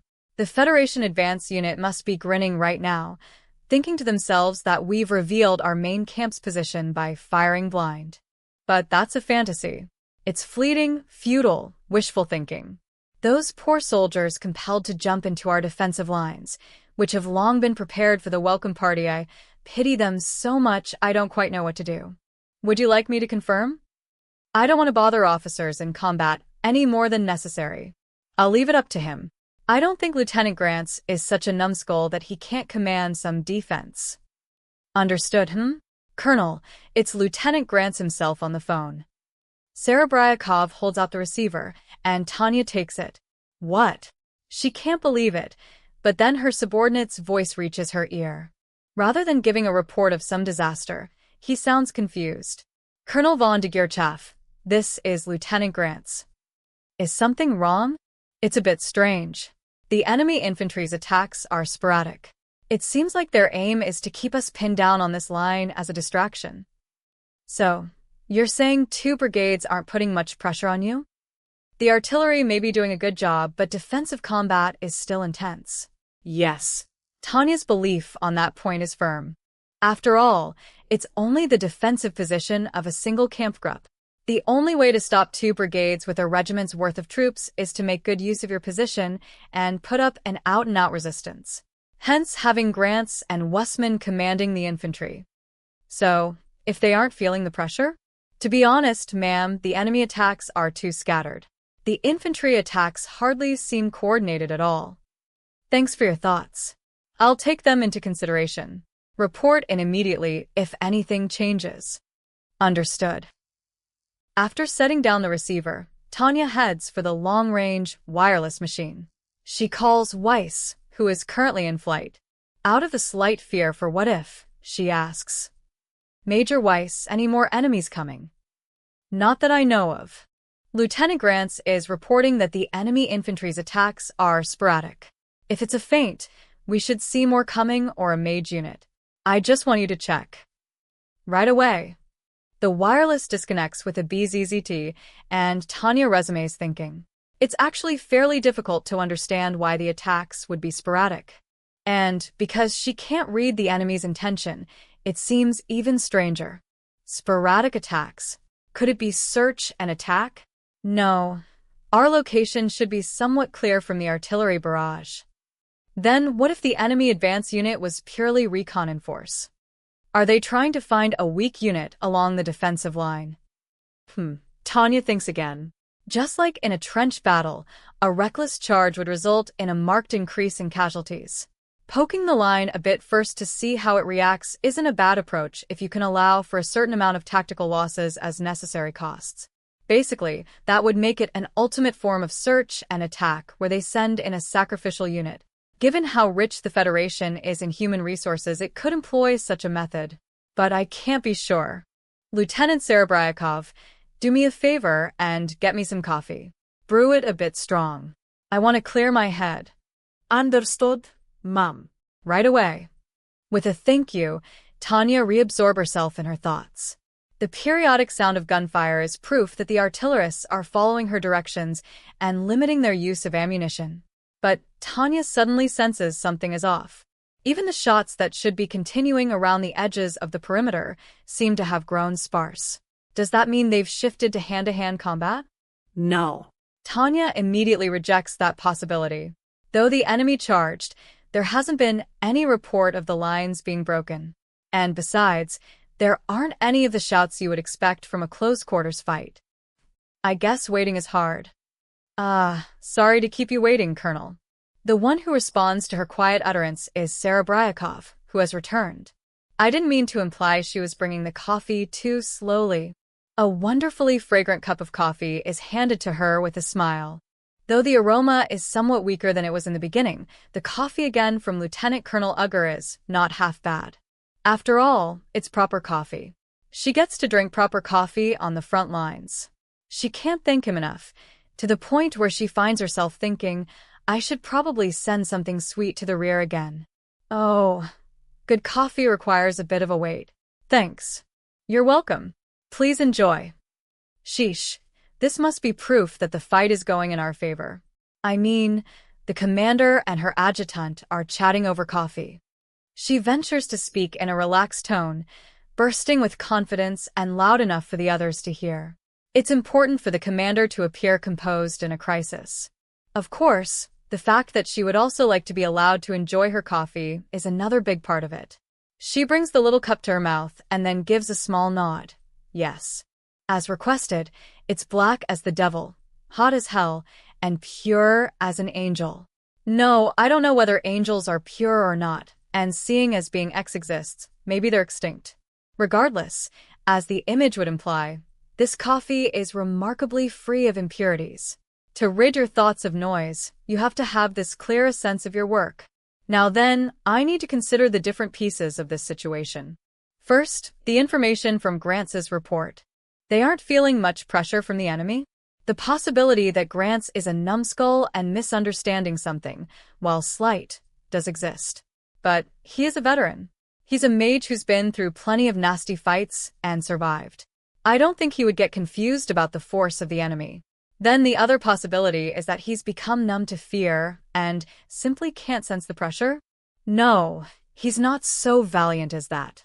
I wouldn't go so far as to call him sensitive, but Grants, like Tanya, is essentially a good person who doesn't approve of war. He's the sort of guy who I'd be able to work well with as government officials or in some other job if the world weren't what it is. Then I suppose that makes his observation correct?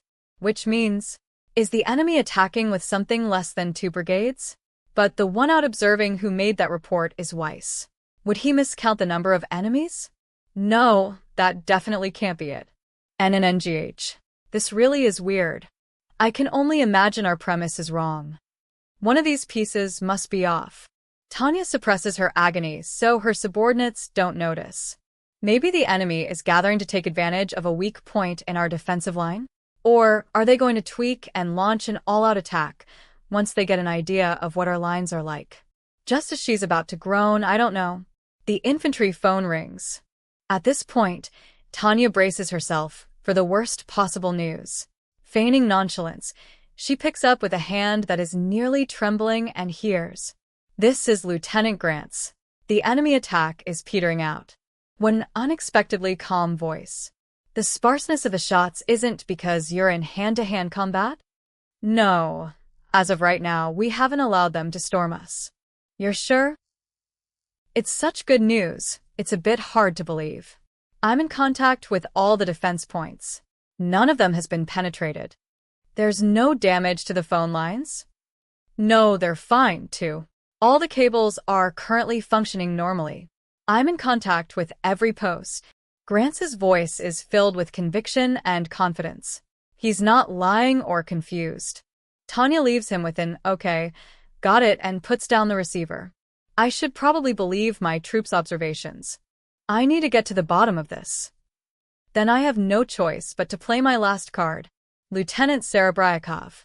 Yes, ma'am. Officer Reconnaissance. This is the very definition of a ready reply. My adjutant manages to even pick up on my intention. I could give her a bonus.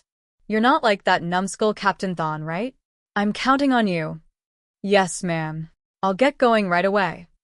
She's so dependable. Tanya smiles. The trust she has in her adjutant is genuine. Which is why while she waits for a follow-up report, she can even let her subordinates see that she's leisurely enjoying the coffee Serebryakov prepared for her before she left. I want to know. I want to figure out what's going on. She doesn't let them see these urges. She needs to radiate a commander's calm, like she has nothing to worry about. As a commander who puts her troops at ease, she enjoys her coffee and reacts to the outcome. In other words, once you're the commander of a Kampfgruppe, your job starts to be more like a management position. Well, once you're a high-ranking officer, you already have more opportunities to stay behind at the Combat Direction Center. Personally, Tanya welcomes that with open arms. But she does feel just a tad anxious about not seeing the enemy movements with her own eyes. The benefits to making calls on-site are greater than you might think. What is going on? She worries. This is such a difficult proposition, but she doesn't have enough time to think. Colonel, these aren't brigades. They're the shells of brigades. What? It's a night attack by 2 brigades? What do you mean, shells? I confirmed how they're operating and realized that the Federation soldiers are new recruits as well. So it seems like they're concentrating their forces within reach of the commander's voices. So they're operating in tight ranks. Yes, Colonel. I think we can suppose that the artillery's observed fire wiped out the main enemy force. Tanya finds herself cracking up. That's how important and refreshing Serebryakov's report is when she returns from her reconnaissance. I see. That's terrific. Thanks, Lieutenant Serebryakov. That's some great news. I'm happy to have been the bearer of good news to the colonel I love and respect. I haven't gotten news this good since Dacia. Sorry, Lieutenant, but I'd like to have you go straight into an aerial search. Yes, ma'am. I'll continue my observation mission. No, that won't be necessary. I'm changing up your mission. Major Weiss and the others I'm going to order to patrol the forward patrol line as they have been, but I want you to take control of the zone. The moment the words exit her mouth, Tanya realizes she's beginning to shift them into a pursuit battle, putting a controller in the air without worrying about her being shot down. More than anything, she's sure they're going to trample them. How wonderful. Me, ma'am? At the moment, you're the right person for the job. Controlling a pursuit battle will be good experience. Yes, ma'am. I'll do my best. When the wireless cuts off, Tanya puts down the receiver and calmly accepts her error. What a surprise. Captain Maybert accomplished the most? I admit my mistake. I'll have to apologize to him later. The artillery must have done a perfect job. Even taking Weiss's spotting into consideration, the artillery is more capable than I thought. This point is something to reflect on as an area to improve when commanding units outside your field as the leader of a Kampfgruppe. I should probably let the general staff know. Interesting, it's so difficult to understand the other branches. But I can't deny that I misread Maybert. So, I should apologize. Still, it can all be done at the party to celebrate our victory. So, Tanya picks up a receiver she hasn't grabbed even once since the combat began. It's obvious where it leads. It was the armored forces, no doubt waiting on the edge of their seats now. Now?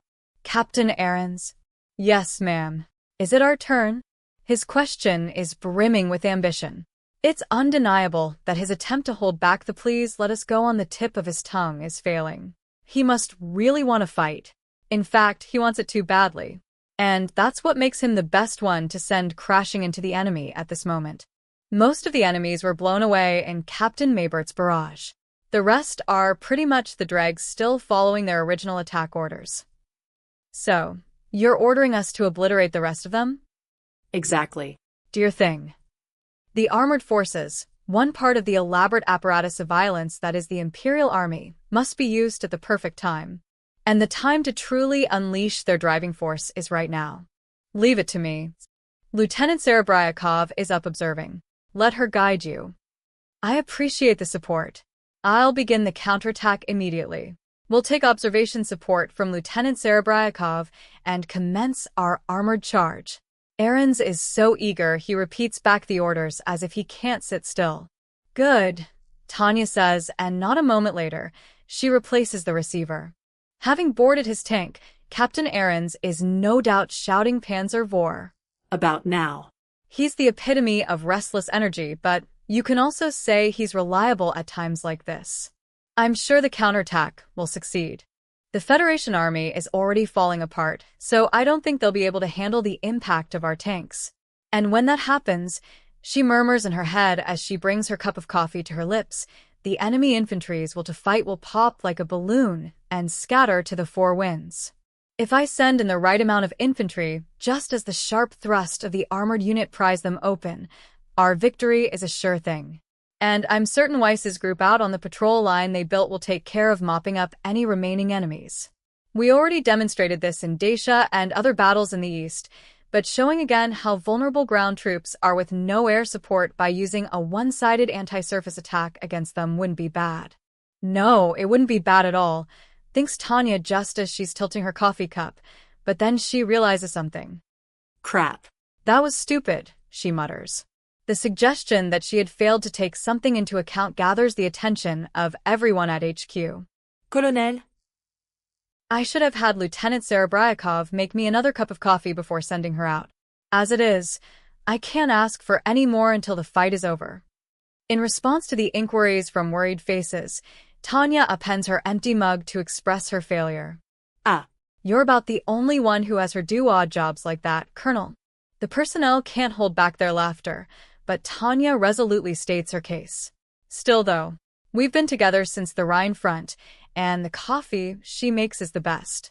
It's always better to get someone talented to do the job, right? If you were a stern-faced soldier, that'd be a declaration of love, Colonel. I'd be reluctant to marry for coffee. I'd still like to enjoy being a member of the free class of singles. Tanya currently has no plans to enter into a social contract and abandon her freedom. Besides, having to choose between being mentally homosexual or physically homosexual must be an awfully rare dilemma. This is one of those things it's better not to overthink. Thus, Tanya adheres to the old saying about passing over things you can't figure out in silence and stops that train of thought. But apparently, everyone reads her silence and wry smile as composure. Brillant, Colonel. No one is nervous anymore. Oh, Lieutenant Grants, are you free now? Grants has shown up, but thankfully he seems fairly relaxed. I'm on my way to get supplies before going out for the pursuit battle. I figured I would pop in here while I was at it and see if you had any instructions. Right now, Captain Ahrens's armored unit is counterattacking. Eventually, it'll be the infantry's turn. Then again, maybe the artillery will finish things off before you get a chance.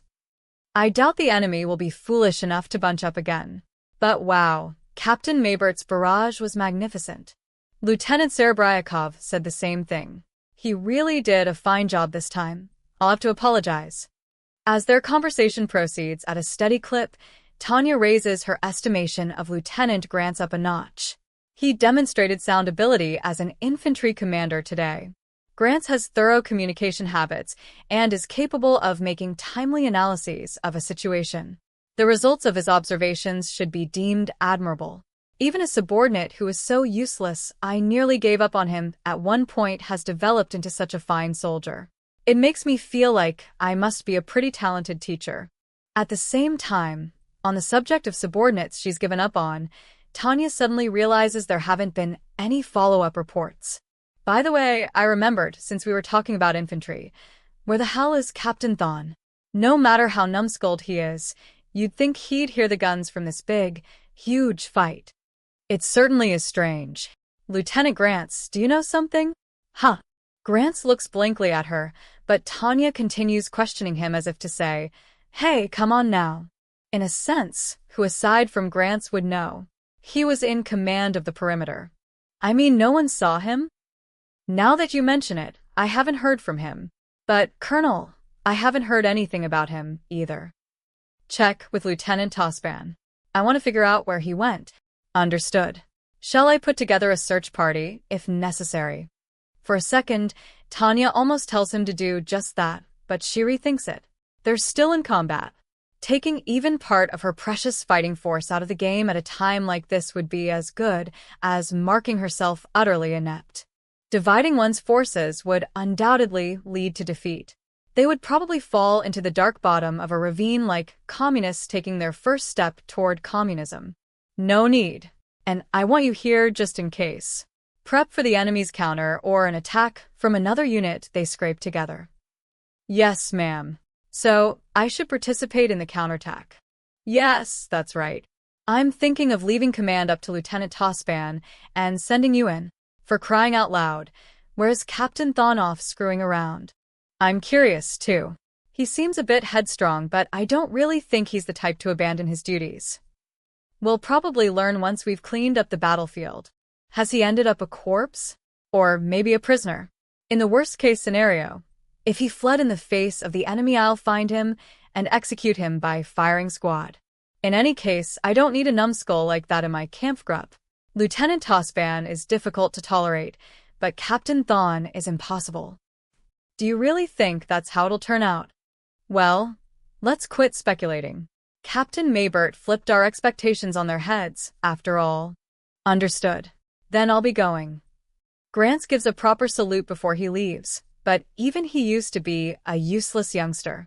As far as Tanya knows, humans can grow. The problem is that growth is only a possibility. Even Weiss, Tanya remembers, committed the error of evading infantry anti-air fire in the war with Dacia. I can't deny that humans also make mistakes. Even Tanya isn't averse to admitting she's made her share. Puff up my chest and say all my actions are beyond reproach? I don't want to be such a fool. But that's precisely why. All I can prescribe for dolts who can't admit their mistakes and correct them is a bullet. Allowing dolts like that to remain in an organization will ultimately eat away at it. Captain Aarons's unit has succeeded in breaking through and begun cleanup. He's requesting infantry support. Okay, got it. Meditations and contemplations end here. I've got no choice. What a scarce resource, as always. The time for careful thought. A Kampfgruppe commander is forever desperate for it and endlessly lamenting its scarcity. The pursuit battle is going smoothly, then? Actually, quicker than we thought. She glances at her watch and the map and sees that Aarons's unit broke through sooner than expected. She had heard he was good, but his skill in commanding that instrument of violence that is an armored unit despite the darkness reaches truly praiseworthy excellence. And when she catches herself thinking that he must have led from the head of the formation, she can't hold back her wry smile. An officer who leads the pack, executing their duties properly. An officer charging out front isn't always a good officer, but one who knows when they need to be out there and doesn't let that moment slip past. That officer is worth a fortune. Which is why, as a high-ranking officer, Tanya can't lose a diligent lower-ranking officer like Captain Aarons. Send a message for me. I expect great things out of you, but I want to celebrate the victory together. Whatever you do, don't be unreasonable. Make sure he gets that. Yes, ma'am. A signaler takes down my message and sends it to Captain Aarons over the wireless. Aarons really does show promise. Ordering him to do too much and losing him would be a terrible shame. It's interesting how in a single battle, the outcome of a person's actions clearly indicates whether they should be killed or survive to be exploited. And get the infantry moving on the double. Accompany with Lieutenant Grant's commanding and have Lieutenant Westman's mage unit go with them. Understood. Right away, ma'am. We'll flood the gap the armored unit opened with infantry. Infantry is the branch of the armed forces that is like water. Where there's a hole, it will soak right in. Thus. Or perhaps it would be better to say as a matter of course. By the time the sun rises, the Salamander Kampfgruppe stands on the battleground as the victor. As if our reign will last forever. And on top of that, the fighter planes Fleet Command dispatched to support us have been strafing the ground one after the other, improving the results of the pursuit battle even more. They may be fighting fierce air battles where entire forces are lost over the main lines, but here in the Northeast, Imperial air superiority is unwavering. Faced with the Imperial fleet and its all-encompassing control of the sky, the Federation is silent. They recognize the hopeless power disparity. And so, by the time the sun is setting once more, the Imperial troops have complete control of the field. It's a victory. Though it was a small battle, this regiment overcame 2 brigades with furious effort. And who did it? The Provisional Salamander Kampfgruppe, which had only just been formed. This proves without a doubt the flexibility of Kampfgruppe formation and operation for the General Staff. 2. Well, they won't not appreciate us, regardless. In Tanya's mind, they won't not appreciate us means their evaluations of us won't decrease, and we won't be overworked. But Tanya is confident that she's a good, sensible person. She understands very well that taking on such an unusual attitude when you've won is strange. In most cases, victory is socially recognized as a result to be celebrated. We've repelled a large number of enemies while incurring few casualties. Tanya is accommodating enough to understand that her troops would want to celebrate. In one room of the building where the Kampfgruppe HQ is located, chairs and tables are arranged in what seems to have been a dining room at some point. Here, Tanya bows her head to the key players of the victory. Nice work, troops. Prefacing with a comment that the offerings are nothing special, she brings out bottles from her personal stash, which every officer should have hidden away somewhere. These are the drinks she's been keeping to thank her men with, and she pours for them herself. Finally, she lifts her coffee cup and makes a toast. To our victory. Now then. Tanya sets about doing what she needs to get done before the officers get drunk. First, Captain Maybird, I want to express my respect for your work. I misjudged you a bit. I hope you'll accept my apology. An officer's apology to a subordinate is the moment they reveal that their view is wrong. It's not an easy thing to do, but it's better than being seen as a fool who can't recognize their mistakes. No, it's thanks to the proper observation that we got results. We owe much of our success to Major Weiss's skill. But the first shot was so close. Your unit does good work, Captain Maybird. You're so skilled, I'm not even sure you need spotters. What? No, we were only able to perform so well because you were there. You flew at night, and we even asked you to spot for us. Any run-of-the-mill artillery officer would be able to get results with your support. Having eyes in the sky makes all the difference. Listening to Weiss and Maybert's exchange, it's clear they're both professionals who know their jobs well and respect each other. Boy. Tanya cracks a smile. I've got a ways to go.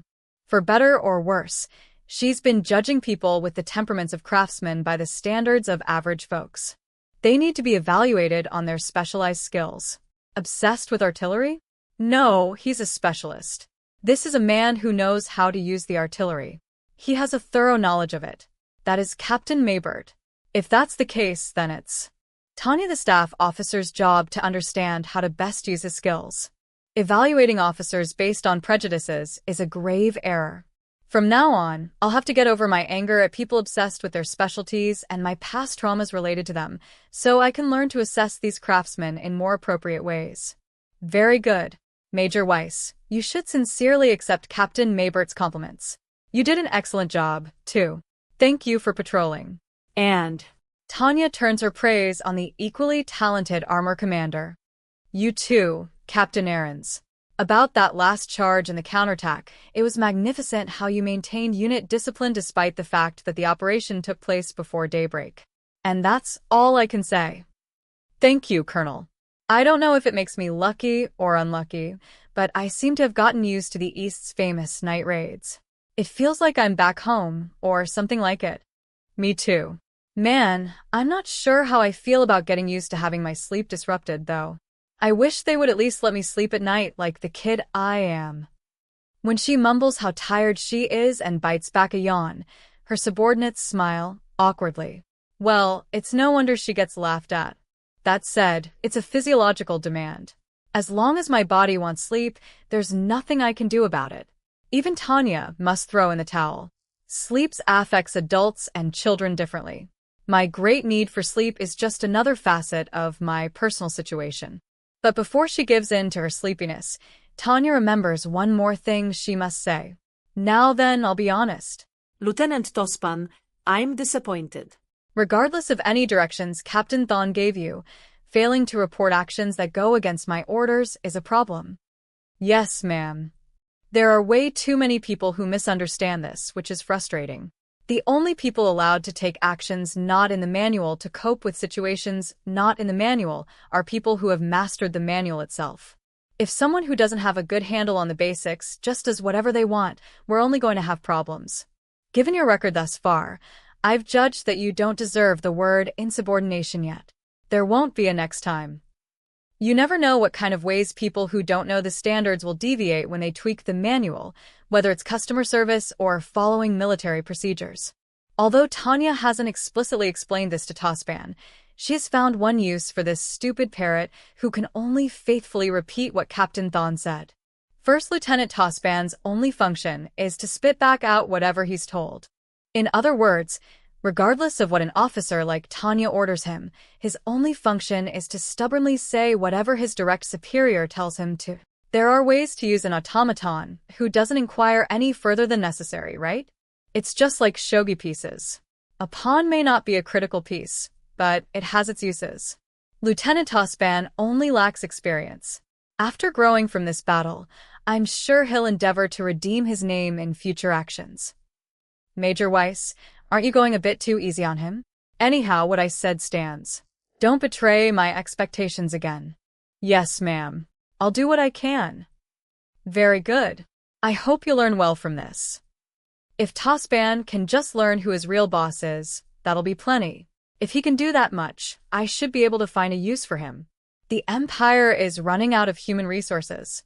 We may belong to the general staff, but that doesn't free us from having to deal with inferior quality resources. We have to learn how to come to terms with our situation and make what we have work for us. Oh, speaking of a lack of experience, Lieutenant Westman, I'm expecting a lot of growth out of you and your mage company. But today I'll be content that you put up a good fight. In that sense, Westman and the others who were sent to replace the 10 we lost are not horrible substitutes. On the other hand, as a good pacifist, Tanya von de Geerchaff is forced to grieve. War wastes so much human capital. But seriously, combat where the goal is attrition feels so wasteful. I want to hurry up and get this over with. The other officers smile and agree with their superior. It's only natural, since war is a risk surely no one welcomes. For some reason, the world always thinks soldiers are pro-war, but that couldn't be further from the truth. The fundamental truth is that soldiers detest war, and the officers serving in combat units on the forwardmost line wish for peace like the most dedicated of specialists. And a pacifist as passionate as I am must be a rarity, Tanya thinks as she reflects on herself. I'm opposed to the barbarous concept of war from the bottom of my heart. I grip this gun and this orb solely due to my contract with the Reich. All right, troops, nice work. It may be difficult to relax and celebrate while the tension is still fresh, but I want to allow each unit their celebratory toast. From the bottom of my heart, I can pledge my soul and proclaim my wish. Even in our exceedingly harsh reality, where the God we should pray to is nowhere to be found, and an evil called being X or whatever runs amok. It's important to have hopes and dreams. Okay, then once again, to victory. And to the hope that this war ends soon. Cheers! October 20th, Unified Year 1926, the northeastern part of the Eastern Front, the Salamander Kampfgruppe garrison. It's so simple to say to make toast to victory. But when Tanya's eyes open in the bed in the house where she's rooming, she grins wryly as she gets up. Minors are prohibited from drinking and smoking. There aren't any exceptions for that. Even in the military, about all you can do is suck on some candy. More importantly, this immature body cannot resist the sleepiness and stay up at night. Of course, this meant that Tanya went to bed at a healthy hour last night, as per usual. But there was another reason she left early. When their superior is hanging around, the troops probably feel like they can't let their hair down. There's no reason to keep up that tense boss and subordinate relationship even off duty. Tanya was considerate enough to allow them to partake in their post-combat drinks in peace. As a result, she has woken up fairly early, but it's a refreshing wakefulness. That said, everyone else was probably up late drinking. Having slowly slipped out of bed so as not to wake her adjutant and orderly, Tanya reaches for the water jug herself. No, she half reaches for it. The moment her hand touches the ceramic, she suddenly notices an unusual chill. Wondering if she has a cold, she puts on her cold-weather high-altitude flying coat, immediately feeling better. Perhaps the temperature has simply dropped. Even for early morning, this cold is awfully intense. It's cold even for fall. Almost as chilly as when I'm flying. Am I coming down with something after all? Should I have the kitchen in HQ prepare me something warm to drink just in case? With that in mind, Tanya steps outside the house to go see the officers on duty. That's when she realizes. It's strange. Tanya stops in her tracks, assailed by an intense feeling that something is wrong. Something has changed. Something has appeared that shouldn't be here. It's the color. The color of the world is wrong. Everything is different from yesterday. With a sigh, she looks up at the sky, which is completely overcast and irritatingly white. White. She freezes in spite of herself at the brutal color. She recoils, but as her leg tries to take a step back, she forces it to stay still through her willpower. In front of her dance pale, delicate sparkles. They're fantastically beautiful. Perhaps if things were different, she could have written a poem about them. But now all they are to her is a massive fear. She glares as if she can melt them with the heat of her gaze. But alas, she is forced to realize she cannot win. Her clenched fist speaks for her. If she could scream, she would. She would abandon herself to her emotions and release the "you're kidding me" stuck in her throat. She's been keeping a close watch on the weather forecasts.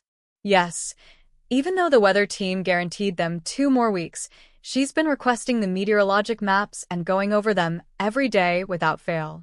But despite all that, it's snowing?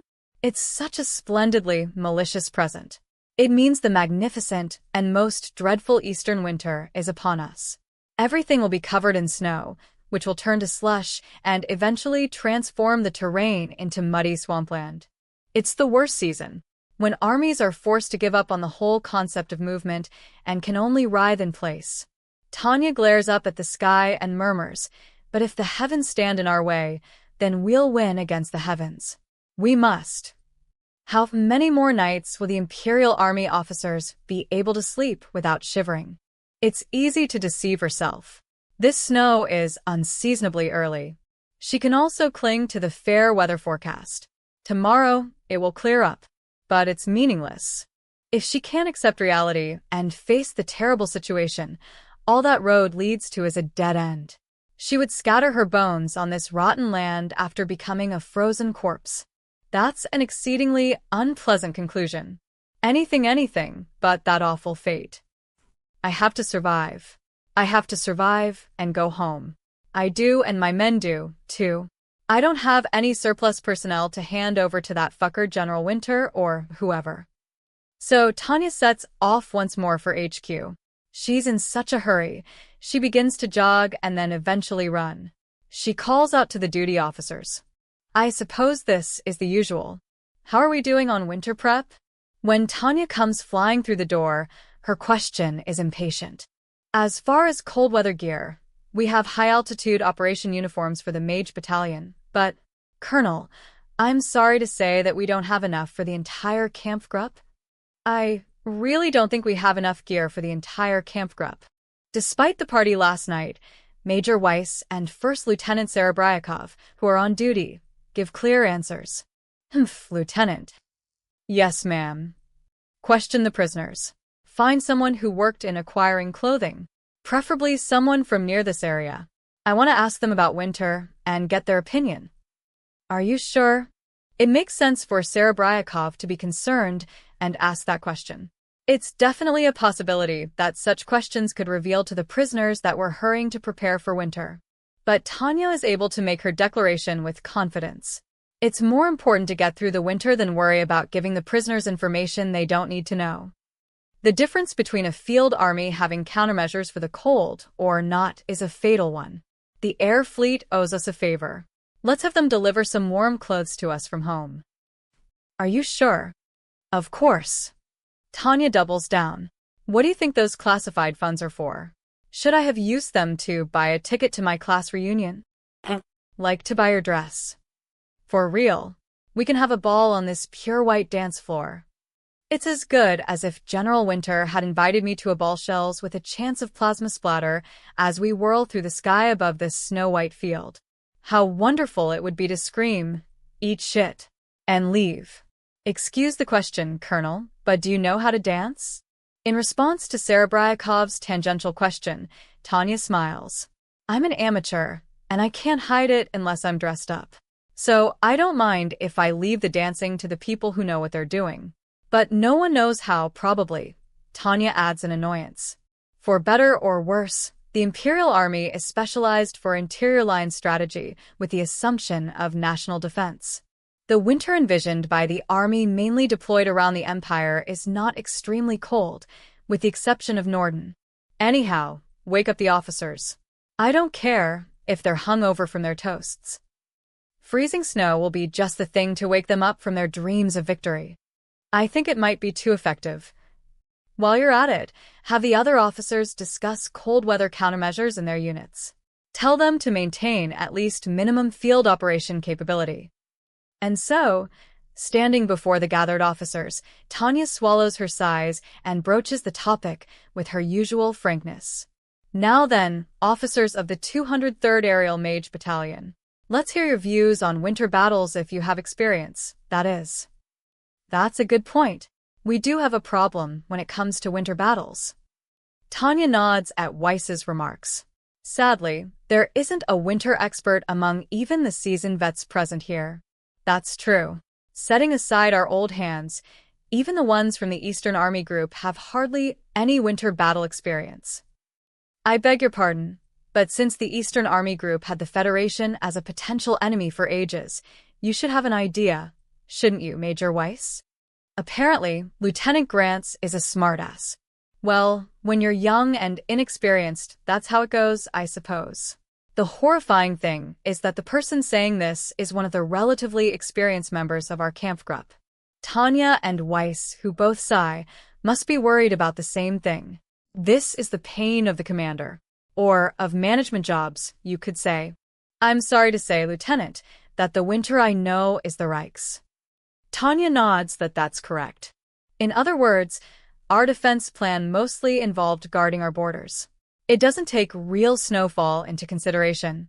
Even if it did, it would have depended on your location. Oh, really? Hey, Grants, how much did you learn about winter camping in the academy? Weiss goes back and forth with Grants to convince him. That said, Tanya smiles wryly. It's no wonder he wouldn't know how much Grants knew about winter. The accelerated course had long been the norm at the Imperial Army Academy. If it's not something a soldier is likely to use immediately, the Academy leaves off at encouraging self-study. The know-how for winter battles is surely one of the most undervalued subjects. For better or worse, the Empire was focused on protecting its own land. Expeditions were hardly worth the mental space. If we hadn't spent a winter in Norden, then we wouldn't have any experience at all. Grants's blank face reminds Tanya, although he has the presence of an old hand, Grants joined them midway. He went through the academy after her and must have been on the wartime early graduation schedule. Oh, right, you were part of the group that came in on the Rhine. So you didn't see any action in Norden, huh? Nope. Grants shakes his head. For him, the Rhine was the location of his first training in the field. Though he's flown over the Northern Sea, it's undeniable that his experience is unbalanced. Then, I guess we should have the people who were in Norden around the start of the war handle the prep work. That makes sense. We should leave it to the people with experience. I guess this is all we can do, thinks Tanya as she decides to leave it up to Weiss. Major Weiss, sorry, but I want you to get the cold weather gear even if you have to use up all the confidential funding. I'll give you Lieutenants Grants and Westman as support. And she can educate some subordinates at the same time, 2 birds with 1 stone. Yes, ma'am. I'll try ordering as if they're for the aerial mage units. However you prefer. Oh, I want all of you to check if any of your subordinates have experience with winter battles or areas known for their extreme temperatures. If anyone knows some tricks, I want to make use of them. Make sure the other units do the same. Then she adds, also, Lieutenant Serebryakov, I ordered you to survey the prisoners, but I'm not sure how well that will go. Their resources and experience are fundamentally different from ours. We'll just have to be creative and do our best with what we can. Understood. I'll go get started on the survey right away. October 20th, Unified Year 1926, Imperial Capital BERUN, General Staff Office War Room. When he glanced outside, it looked like fall. Though it was late autumn, the scenery was still colorful. Not a bad season for puffing on a cigar and gently exhaling, poof. Wish I could take BERUN's weather over to the front lines, Zetter murmured unconsciously. A clear autumn sky. Alas.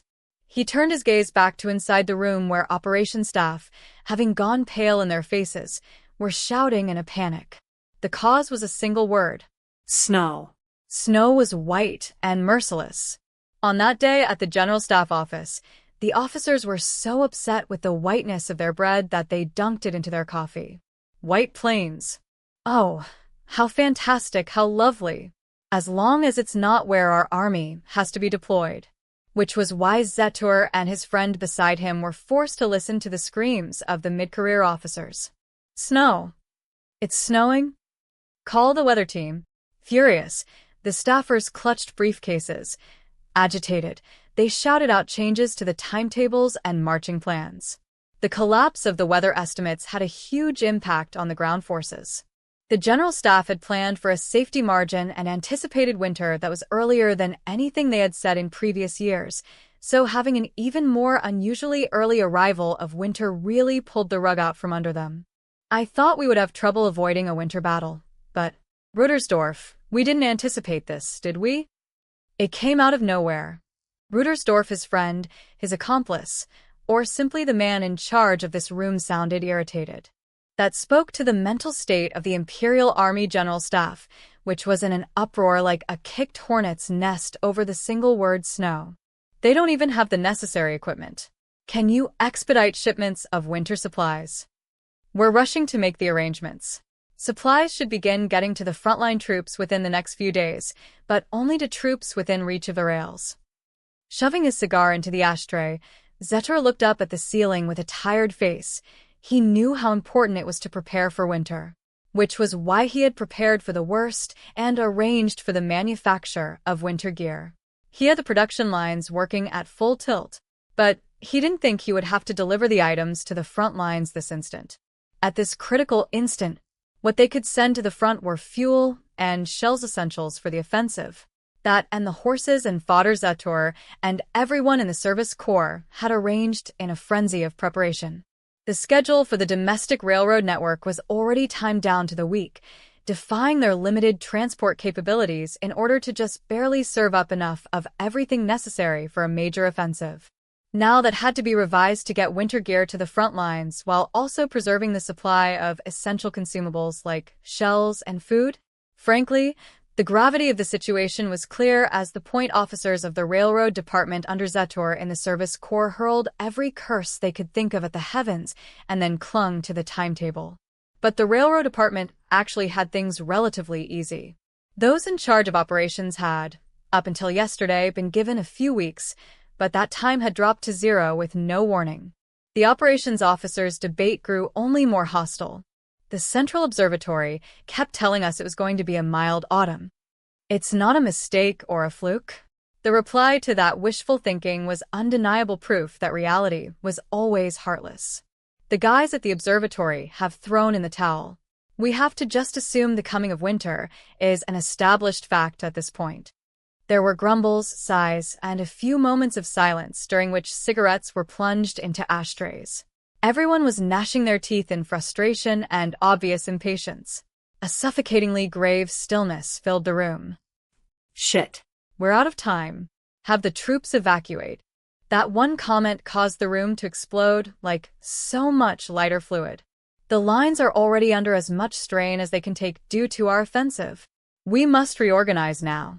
Don't be stupid. Are you seriously saying we should pull out? We need to secure depth. We could compromise with a partial offensive and a partial reorganization. All those speaking were staff officers, the backbone of the empire. These men were military specialists, thoroughly trained with intelligence optimized to carry out their duties. And the Reich staffers, without a doubt, had no equals. Those men in pursuit of a single clear conclusion were forced to disagree. Of course, it went without saying that matters of operations and strategy should be debated among people with diverse viewpoints. This is no joke. Are you serious? Are you planning on telling the frontline troops to just play in the slush? Then are you saying they should stand by shivering until the snow falls? Why don't you think of how we can best use the short time we have left? And since both the argument to attack and the argument to protect had their theoretical grounds, the debate grew ever more emotional and the tone more distressed. Are you saying we should gamble our vulnerable supply lines on something as unreliable as the weather? It's a reasonable calculation. The logistics supporting the troops deployed on the vast Eastern Front were shockingly fragile. It wasn't only the service corps who were forced to understand that, but everyone in operations as well, even if they didn't want to. The sporadic raids on the supply lines, the attrition of personnel, the burden of transporting shells and other goods, it was like a hemorrhage that wouldn't stop. Expanding the lines any farther would be a serious burden on their already overworked supply network. That alone could be fatal, so with the added issue of unpredictable weather, the decision to stay put was utterly sound. If we act now, we can still advance. If we put an end to this before the transportation conditions worsen, there will be no obstacle to wintering sooner. But at the same time, it was still possible to advance if they acted now. Are you saying we should advance? You're saying to go forward without proper winter gear, when we're not even sure we can guarantee supply lines will stay open. How do you expect our army to survive? If we don't attack fully here, time won't be on our side. Remember what happened with the Commonwealth and the Unified States. Strike while the iron is hot. What other choice do we have? The faction advocating action had a point. Time was not on the side of the Empire, their Reich. Their national power was dwindling, and their working population was suffering serious losses. The last-ditch measure of having women work in the factories was now normal. There was also a serious commodity shortage. Even with a rationing system in place, the Empire was critically low on resources. So your plan is to run the whole army into the ground over this hopeless gamble. If we don't retreat, our army will disintegrate. We can't pull out now. Do you have any idea how close we are? If we act now, we can advance. How do you know we'll be able to break through the reinforced enemy next year? We can't miss this chance. The nation was weakening, as if it were being slowly tortured. Though the Imperial army still boasted strength, it was impossible to say the prolonged conflict wasn't taking its toll. So a few officers had to point out that harsh reality in particular. The army is already disintegrating in the east. We run the risk of wearing the troops down completely. Don't underestimate the cost of delaying our move. You're saying to destroy our troops on a suicidal charge because some cowards are prisoners of fear? That is out of the question. Next to the table where the debate between mainly mid-career officers was heating up, at the desk positioned in the back of the room, the two generals letting their tobacco silently smolder exhaled their smoke along with a sigh. Even the way they silently stubbed out their cigars resembled each other. Lieutenant General von Zetour and Lieutenant General von Rudersdorf. But one of them was scoffing, fed up with their subordinates' shameful behavior, while the other was so disinterested he wasn't even listening. Well, it was the natural outcome. Both generals had braced themselves the moment they heard the word snow. As the deputy chief of the service corps, General von Zetour had already given his answer. Thus, urging his subordinates to debate was simply a form of harsh brain training. The same went for General von Rudersdorf. As the one in charge of operations, he knew they needed to switch gears to consider realistic measures. It was because they understood the factor of time that they both gave their conclusions immediately. Faced with the results of then tossing their conclusions to the mid-ranking officers, knowing it would do no good, Zetour had to admit he regretted it. We've got 100 schools of thought here. After much debate, their arguments had devolved into mere opinions. And what made his head hurt was that the ones involved didn't even seem to notice. When do you suppose they'll realize that even if our answer isn't the right one, it's a waste of time to debate? It's because personnel is always picking these guys who think they are clever enough to be staff officers. We've reached a stalemate. Evacuating the troops is our only choice. Anyone unsure about such a crucial point is a second-rate officer. Isn't that just the irritating truth? Sheesh. This was what it means to want to lament. They're a select group, and yet the Imperial Army General Staff is full of these guys who think they're so smart. Unbelievable. Both generals disapproved. But it had to be added. To be fair, both General von Zetour and General von Rudersdorf were notorious for having the highest minimal expectations in the General Staff. The two ravens of the Imperial Army boasting the greatest intellects, hardly taking any notice of the average staff officers, the two had already comprehended what the arrival of winter meant and begun their grieving. Winter came too early. Since we couldn't predict it, we'll have to put up with the accusations of incompetence and cope with the situation. Yes, Zetour agreed, and then asked about something that worried him.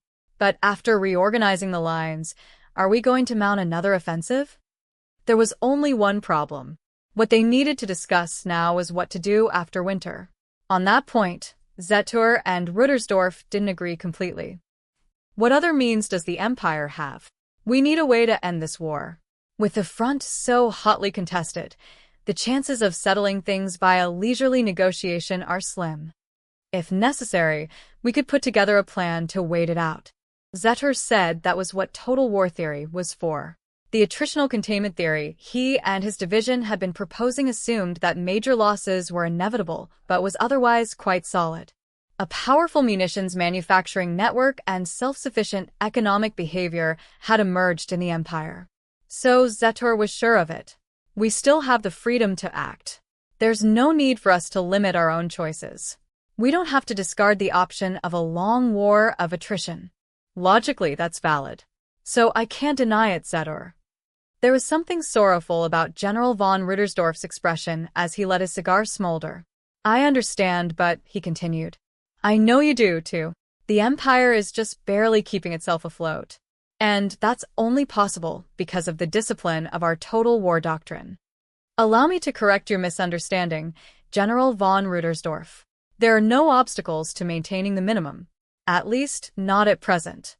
That only holds true for military supplies, right? I can't deny that. We've nearly reached the limit of what we can do to prop up declining food production. We've seen a rapid increase in shell production, but the poor quality makes me despair. Zetour nodded and acknowledged the truth his counterpart raised. The main workforce producing the Empire's agricultural yield was missing a huge chunk of its manpower, and the other critical issue was that the army had requisitioned all the horses they normally used for plowing. It was none other than the service corps that had rounded up the horses they were using to transport supplies, so Zetour was painfully aware of the heavy blow they had dealt to domestic agriculture. To be frank, the effects were worse than he had expected. In a way, it was their own mistake that they were stuck eating turnip after turnip. Expecting a long war is different from hoping for a long war. We think we should leverage our strengths to attempt a breakthrough on the operational level. And I'm not denying that, Rudersdorf. But you understand too, don't you? It's too big of a gamble. Curse my incompetence. I hate that I have to gamble for the outcome of this major event in the Empire's history, he muttered. Compared to the usual vigor in his voice, he sounded so weak. If you were going to give me such a trembling reply, you should have just consulted with me from the start. Well, come and talk to me if need be. But we have to start by preparing for General Winter. That pain neck General Winter. The timing was completely off. They couldn't hope for an offensive according to the army's plan. So for the time being, the Eastern Front would enter what could kindly be called a lull. To put it unkindly, they would be giving the Federation time to reorganize. It was immensely frustrating, but there wasn't anything they could do to combat forces of nature. Not being able to make any predictions about the operation after the winter was exasperating. And on top of that, there was no telling what kind of attrition they would suffer during the winter. Having to formulate a strategy under such opaque circumstances was completely unheard of. How could they plan for the future when they didn't even know what they would have on hand? Still, their General von Zetor revised one of his opinions. There are infinite variables, but if we can define even one of them, it's not a bad idea to nail it down. At this point, I'm going to get that proposal in front of Supreme High Command no matter what it takes. He was talking about the autonomy plan he had hit upon due to a suggestion from Colonel von de Geerchaff. He'd worked Colonel von Lurgen to the point of exhaustion, but after the political maneuvering using Lurgen's contacts, combined with accepting the huge risk and fortune involved, he was beginning to see results. It was tangible. Zetor could sense that there was something to it. The autonomy plan? I agree that it seems efficient, but climax rhetoric, Rudersdorf. Listen.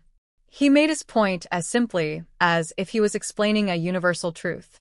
Rather than having an enemy country next door, it's better to have a country that is not friendly with our enemy next door. That's for sure. And a neutral country would be even better. Of course. That makes sense. In that case, Zetor finishes as if he's proposing an evil scheme. The best for the Reich would be a friendly country that has interests aligned with ours. Are you planning on becoming a midwife or something? That's terribly commendable. His friend smiled, and Zetor smiled back. He wasn't looking in a mirror, but he was sure of it. Our faces must look so wicked. That thought suddenly flitted across his mind. But so what? If necessary, I'm not opposed. I've even prepared a place for the blessed event to occur. I'll probably choose the godparents. Plans for the baptism are already set. Then if the government only recognizes it, our burden should lighten a little. You mean the newborn baby will work for our side like a full-grown adult? Rudersdorf scoffed, as if he found the prospect ridiculous, but Zetor handily knocked him down a peg. Listen, friend. Even a little girl has been useful in this war. I'm sure infants and toddlers have their uses. At the very least, they can shield us from bullets. That's the worst argument I've ever heard. Without a doubt. It's absolutely despicable, and I'm aware of that. That being said, Zetor continued, I'm a fairly evil member of this organization despite my virtuous nature, and as such, I'll carry out my duty as I must. All I'm permitted no. All we as General Staff officers are permitted is devotion to our duties. They had pledged their swords to the fatherland, the Reich. On that day, the day they were commissioned, they swore to protect it from anyone who would do the country or the imperial family harm. So, if the fatherland deems it necessary, why don't we, as General Staff officers, become as evil as it takes? General von Zetor had even begun radiating an air of grim determination, so for a moment, he was taken aback by his sworn friend's hearty laughter. Did I say something wrong? No. In theory, you're quite right. But you seem to have one amusing misunderstanding, so I couldn't help myself. A misunderstanding? What are our dear General Staff officers famous for? The cheery smile on his friend's face was also a dry one. But rarely had he heard something that made so much sense. Well, it's definitely not their great personalities. Let's be frank. Shouldn't we make ourselves known far and wide as eccentric, formidable, and cunning? Yes, you're right, of course. Oh, we're already here? Every one of us looks sensible, but we must all be unreasonable. All we have to do is use brute force to do what must be done. The lid was open from the beginning. So how will we get hell by our hands? Shit. It's all too easy to accept this future he's painted.